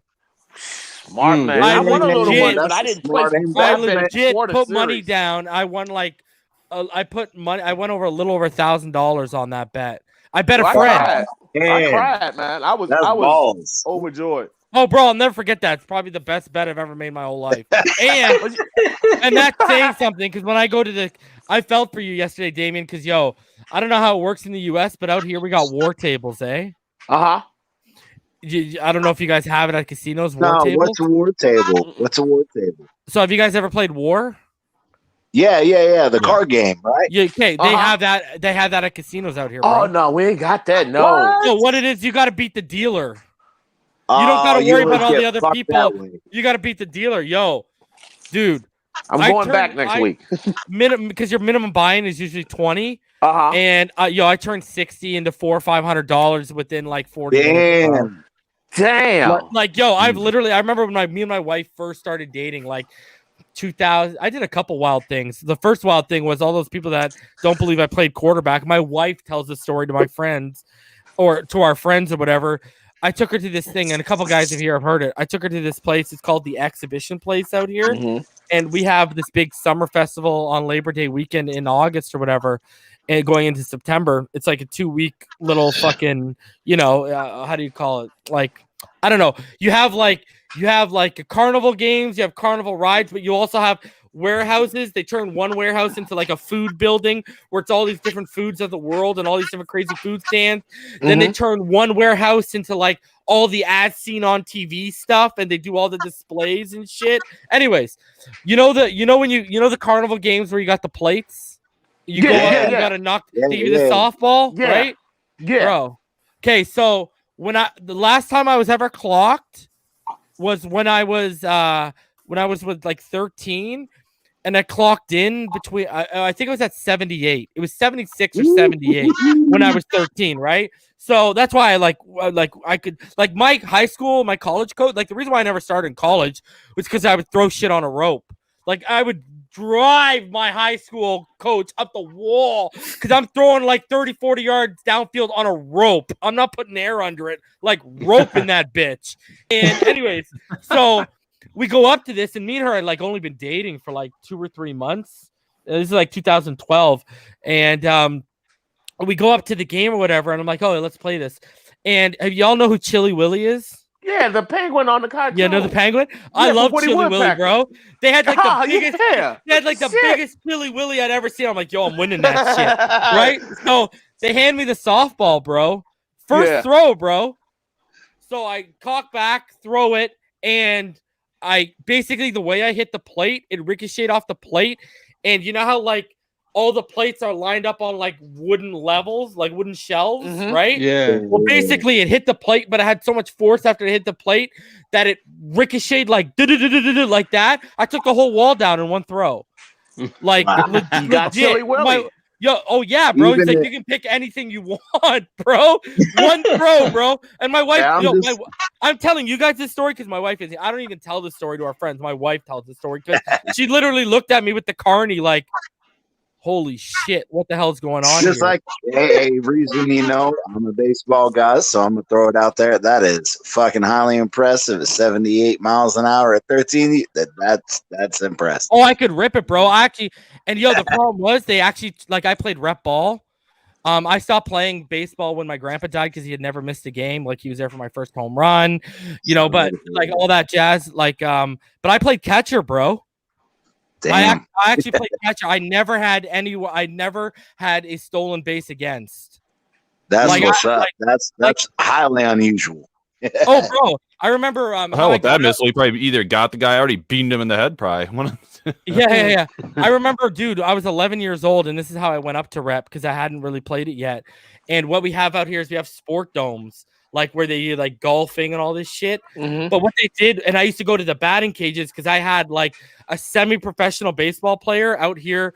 Like, they're actually called like the Toronto Leafs, and so I had one of their best hitter on the team would teach lessons. So he was like my batting instructor and stuff. Anyways, that has no bearing. But anyways, so what they did was they turned the driving range. They turned it into a makeshift baseball diamond. And the reason why I got noticed and called up to rep, I was already playing with kids like 2 years ahead of me. I was 11 playing with 13-year-olds. And so what happened was they had you in a drill where you were out in the outfield, right? Like, again, I played catcher, so I was like, whatever. So basically I was out in right field and they hit it. So they hit a fly ball. So it drops in front of you. So what I did was it dropped in front of me, one bounced, barehanded it, and ripped it to home plate on a rope. Homie got a cannon. Got a cannon.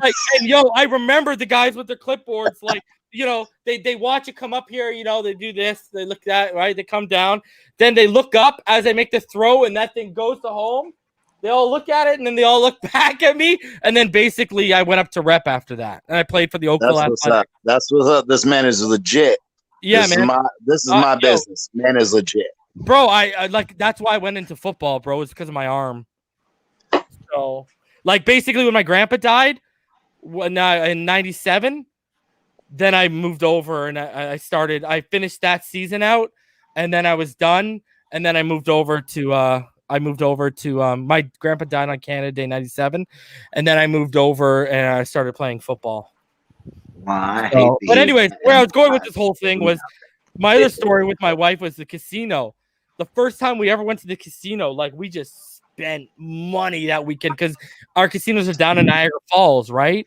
So like, hotel room, steak dinners, all that shit, right? And I remember her being like, "Oh man, like, fuck, I gotta get groceries this week," because we didn't live together at this time, right?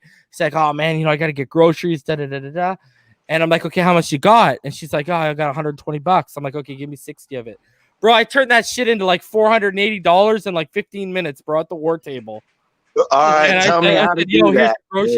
So basically what it is it's war, right? You got to beat their high card.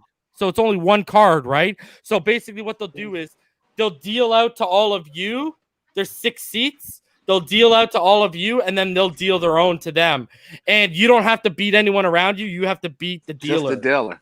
And so what I do is when I sit down, like, if I got a space on either side, the trick that I've learned for anyone out there that plays this shit, when someone sits down next to you, like in front of you, not to your left, that doesn't matter. But when someone sits to your right, sit out the next couple hands. Because if you were on a streak, they're going to start getting your cards now, and you got to see what's coming. And then I watch what comes to the left of me. And if that guy starts, like, I start seeing good card scores to him, then I'll hop back in. But you can actually play a tie too, eh? You can actually it's got to be $5 minimum, but there's a little dot right above your bet where you can play a tie. And then it's like 10 times that, or like 5 times that, or whatever. So if you put 5 down, you win like $25 or $50. But then what happens is if you tie, then what they do is they basically burn, I'm using a poker term, they burn 2 cards, and then they flip one over for you, and then they flip theirs over. Man, that's fucked up. And that's how you got to beat them on the tie, so you got to beat them twice, technically. Damn. The fucking the house always wins most of the time. I'm not gonna say always, but most. Oh, bro, yeah, I hate when those dealer changes are another thing. When dealer changes come, I watch how the cards start coming out. I don't go right back into it, bro. Yeah, I've lost like fucking $7,000-8,000 on playing blackjack, and I'm just done with it. Dude, listen.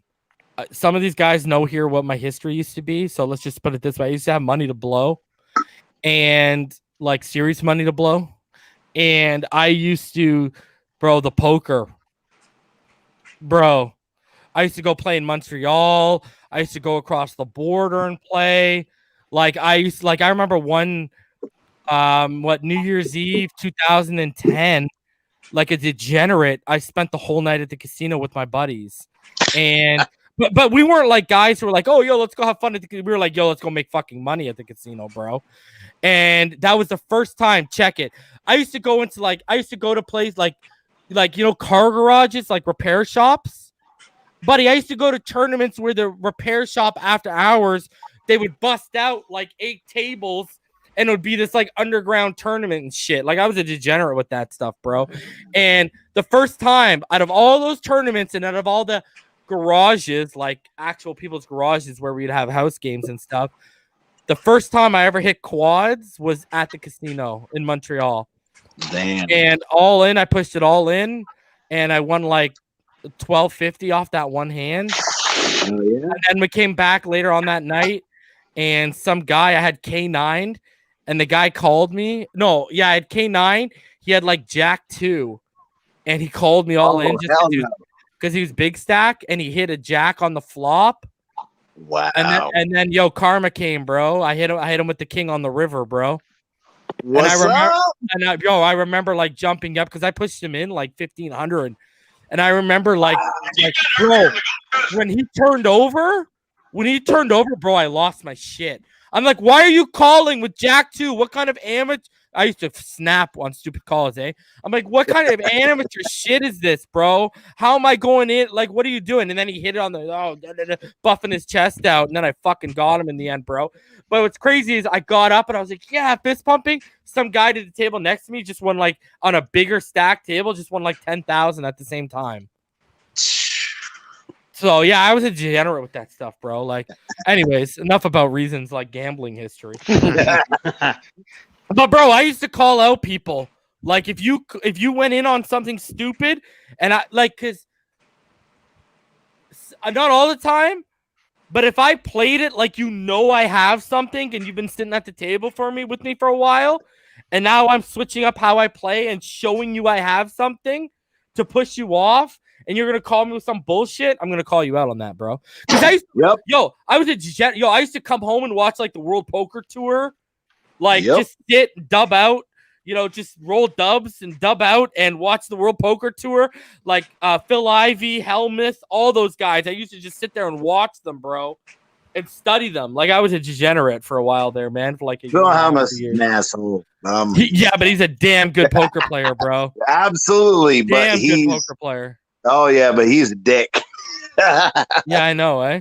Anyways, guys, we're about to hit the 3-hour 15 mark. My wife's probably mad at me. Shout out to Miss Reason. I love you, baby. Because I was supposed to be done at like 9:30. Rhino, let's go through your final thoughts now that I'm done telling everyone how big of a degenerate I am. Just want to remind everyone to see the Snyder Cut if you haven't seen it. Oh, yeah. Epic. Halfway through it now. Got to watch the rest of it. Changes everything, and I hope we get what we want in the draft and things up. And King Tua. I hope we get what we want in the draft. I hope we get a sequel, buddy. Yeah, that too. All right, Jeff, let's get your final thoughts, buddy. All right. I know if we're stuck at 3, we say Penei, but the only thing I want our Dolphins to do is don't be static at the board. Be fluid. You know, because everybody, like we just said, like I know I want to put it on a T-shirt of penciling. If you pencil your needs, teams jump you. Because 18, I would be making a deal right now in place with either Denver, Minnesota at 14, somebody, because even if it's the 14 in Minnesota, let's say, even if it's not one of the running backs, one of the receivers might be there. Like, And I'm not saying I'd be mad with getting Aloja. I'm going to butcher his last name. The defensive end from Georgia. Minnesota might take you a 14. Yeah, like somebody's going to be there. I feel like 18's a dead spot. I'm more likely to move up from 18 than I am with 3 moving down. Like, I really want to move up with that 18 pick. Yeah. Great Shout out point. to Tilly, man. Appreciate you for coming through. Hope you had a safe ride home because I saw you're on your way home. Hope you're good, Tilly. Josh, let's get your final thoughts. All I gotta say is, Reason, you gotta stop jinxing us, man. you literally caught the mascara, and then that's what ended. Yeah, the night happening. before, Bro. Just say Penei at 3 and just leave it at that because you jinxing us bad, bro. The Austin Jackson, all that stuff, bro, you gotta chill. Shout out to my brother in the comments talking shit. I was just gonna say that. My brother shows up and he's talking mad smack about the Dolphins right now. This guy. Bro, fuck your Packers, bro, okay? How's that one for you? All right? I love you, though, bro. Chris, let's get your final thoughts, bro. Well, quickly, I just think that we cannot pass up the opportunities for Sewell. He's a good player. He's out there. He's the best of the best. If somebody wants to come give us an absurd fucking trade deal, let's do it. But if not, I'm going Sewell, and I want to trade up to get a dynamic player, whether it's on offense or defense. I don't care. But let's take value, and that's where I'm at with that. And choo-choo, this channel is all aboard the Penei Sewell Express. You know what it is. Serge, let's get your final thoughts, buddy. Penei at 3, and give me Kareem Hunt. Fucking send it in. That's all I gotta say. Bro, I'll take Kareem Hunt all day, bro. I mean, that's exactly what we need, and he's proven. And he's only 25. Literally man. perfect. Yeah. And I saw someone ask what the Snyder Cut was. The Snyder Cut is the new Justice League. You better bear down. It's 4 hours, man. Yeah. Yo, Damien, your final thoughts, buddy. I just hope some way or another we solve this running back issue. I pretty much know my heart might get broke at 3, even though I'm still holding out a glimmer of hope. But I wouldn't be mad with Penei. I wouldn't be mad at all. He's generational talent. I wouldn't be mad at all. You know. Hold on a sec. Heart would be broken if we took Penei at 3? No. He wants Kyle Pitts, man. I want Kyle Pitts. I know it's not going to happen. Bro, a month ago you wanted Penei Sewell at 3, bro. Make up your mind. No, I've been that's why I said a month ago, I said I'm really contemplating this. The more I've been watching the Kyle Pitts and just thinking about it, and I've really been thinking about it. And I really would like Kyle Pitts at 3. But who's gonna give us time in blocking so we can make that throw? And that's why I said I understand why it's not gonna happen. Damien just wants a sexy. It could happen. They could trade back up. I don't think they're going to do it, man. Hey, Benjamin Allberg might have jinxed us with his pencil into Devonta Smith. You know, he's been right on the money so far. They better be aggressive fucking somewhere. I don't think they are, man. That's why I think we're going to get screwed on the running back position. That's what I'm scared of. I think they're going to stay pat. I think they would trade back at 18 maybe if their guy isn't there, or if they get a hell of a deal at 3, which I hope they don't. They tried to trade up last year, bro, for worse. Yeah, but they wasn't aggressive enough. They didn't want to overpay, yeah. I want them to either take Penei or take Pitts. Don't trade out the 3rd. We need to get I don't want to go into the season. Appreciate you, Kevin. If we don't have a running game and don't have the right tackle. Damn it, at least give me one. So go ahead and take Penei at 3. Ice Cold has literally said, I told y'all a couple weeks ago, that's what I'm calling them if they draft Penei. The Samoan SWAT team, baby, all day.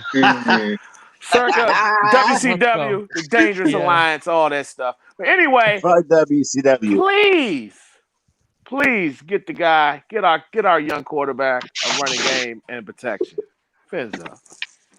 Okay, don't sound too disappointed at the end there. Sounds like someone just killed your dog at the end of your little I know they're gonna final thought. I'm just worried about it. Yeah, he's like, fins up, whatever, bro. All right, okay. Well, I'm gonna be standing up on my chair doing the shuffle if they draft Penei, so that's where I'm at. I'll do the same if they take Waddle and Pitts. All right, Martin, let's hear your final thoughts, buddy. Yes, big concern about Isaiah Wilson. we had hopes of this actually working out. He's shown that he's really not interested in football anymore because he got his check. Unfortunately, I just feel like he's headed into one of those no-win situations, and nobody around him wants to take the bull by the horns and really smack this kid up and say, not this, not you, no, this is not going to happen to you. And I unfortunately, it looks like it's going to.